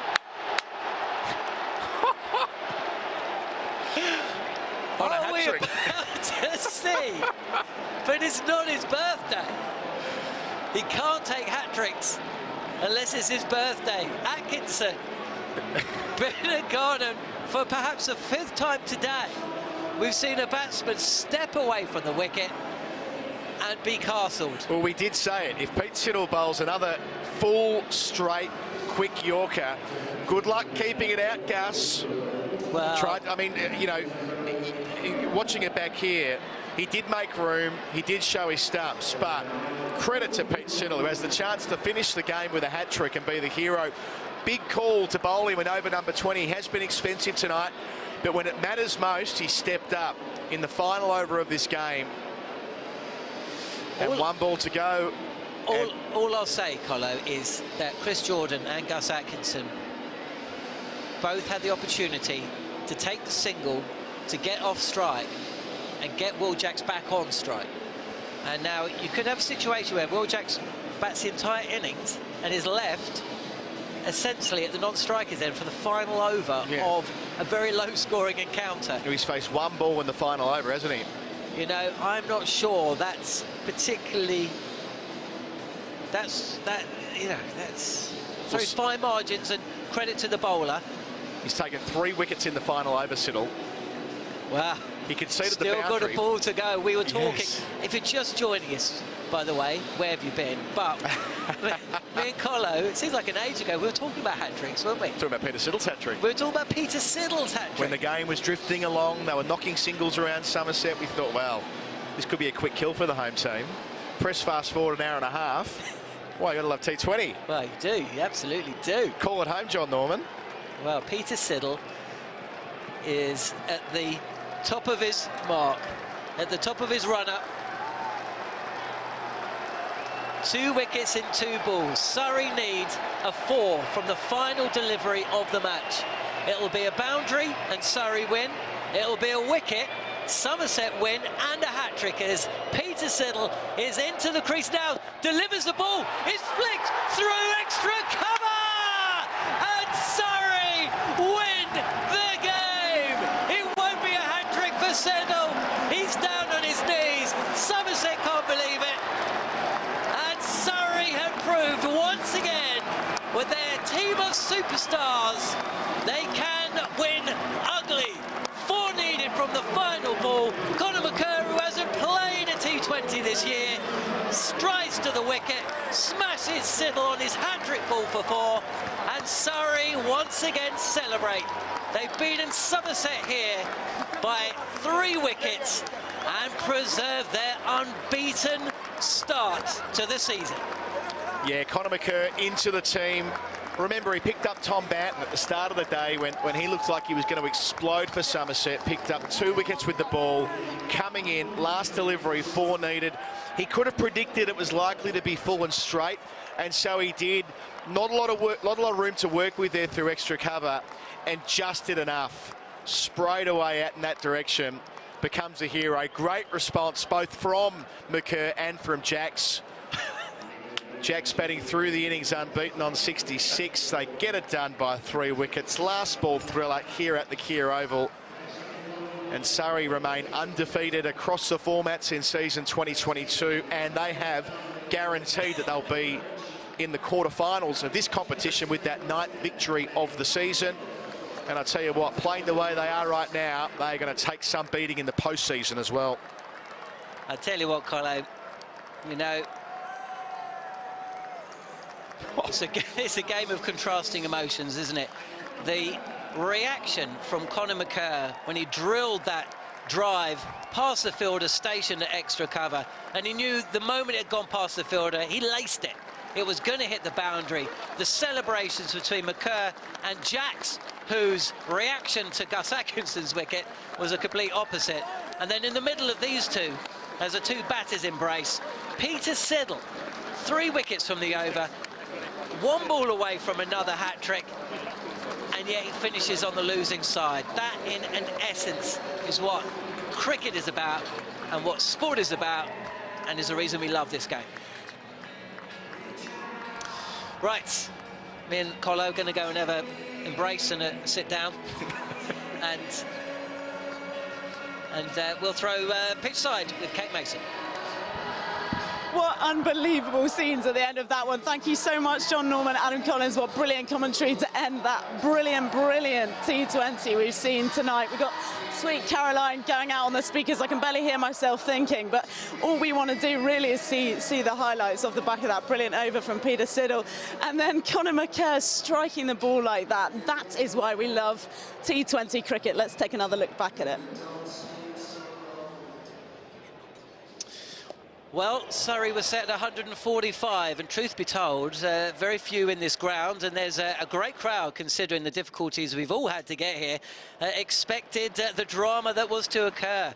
Will Jacks depositing Peter Siddle in and out of the stands, and another decent start to proceedings from Surrey. Somerset dropped a couple along the way, but essentially Surrey were up and running. It looked very easy until Roland van der Merwe just showed what Surrey had showed earlier on in the piece. Taking pace off the ball caused problems for the batters. That was Jamie Smith, who departed.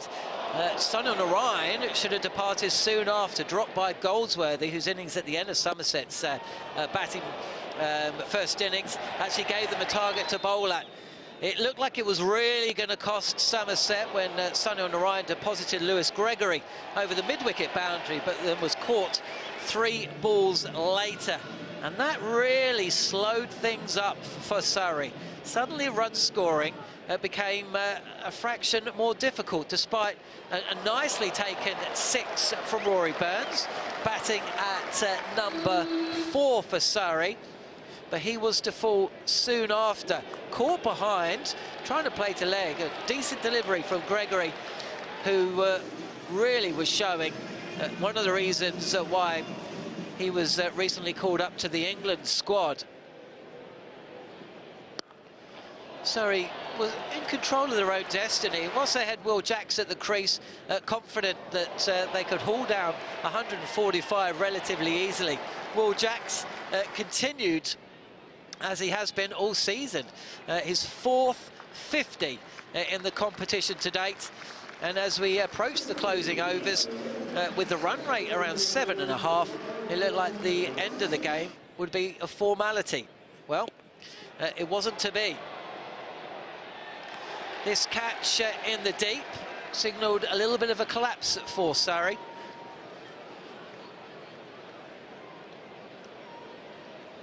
And with wickets falling and runs scoring difficult, despite Chris Jordan, who came to the crease ahead of Jordan Clark, who picked up an injury whilst bowling earlier on in the piece. It looked like the pressure was back on the home side, until Will Jacks deposited another huge 6 into the upper tier. Game over, we thought, as another boundary was found, this time by Chris Jordan. Final ball of the penultimate over. Surrey needed 7 wickets, and then things started to get really, really interesting. Chris Jordan opted against taking the easy single and holed out into the deep.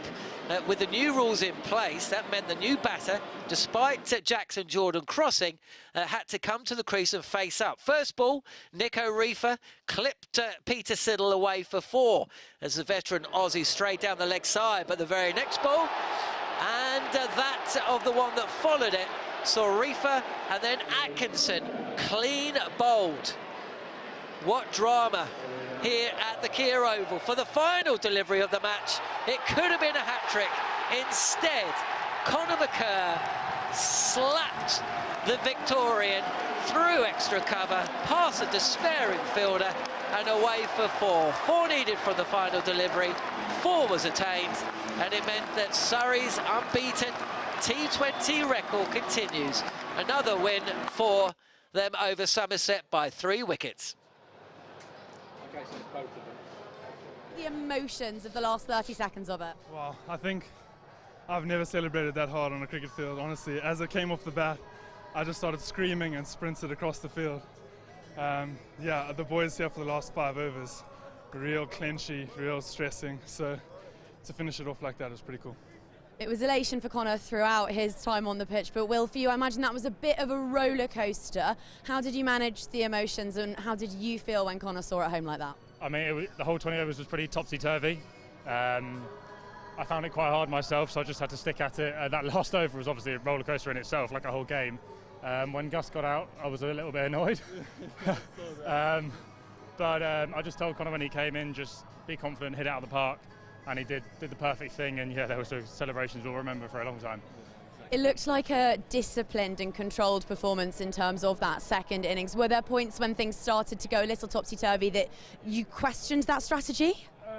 No, I knew it was the right thing to do. I think we needed 40 off 5 overs. I was confident. Then they bowled a good over, got a wicket, got Rory out, only went for 2. Then I was a bit thinking, okay, I've got to switch something up here. In that 19th over, we got 15 off. It was obviously match winning in the end. I mean, it was just an unbelievable game. Unbelievable game indeed. Conor, that is now 10 from 10. You remain undefeated. What is the feel-good factor like amongst this group of players? I think throughout all competitions this season, there's just something different, something vibing amongst the boys, and it just shows. Usually, I mean, that's a 50-50 game, and because of the vibe, because of how the boys are pulling together, those are going our way. They absolutely are. Many congratulations to the pair of you. Go and lie down somewhere cool and dark, and we'll see you in the next round. Cheers. Thank you. 2 totally elated Surrey batters there, and Aaron Haranath to my left, also pretty elated. We're all elated, really, because the finish like that in a game like that is just what you want to see. Great night. It's for the crowd that came in. It was important for them to see a great game, and yeah, it's been one of those. So yeah, really pleased for the Surrey boys, and onwards and upwards, still top of the table. Yeah, quite right. It was looking as though that unbeaten run was about to come to an end, wasn't it? Or as far as you could call it, as you were watching the topsy. Will called it topsy-turvy, didn't he? And that's exactly what it was. Yeah, Somerset kept hanging in there. That's why they're second. They kept pegging wickets back at the right times, and it was difficult to score towards the end. I think Will mentioned that.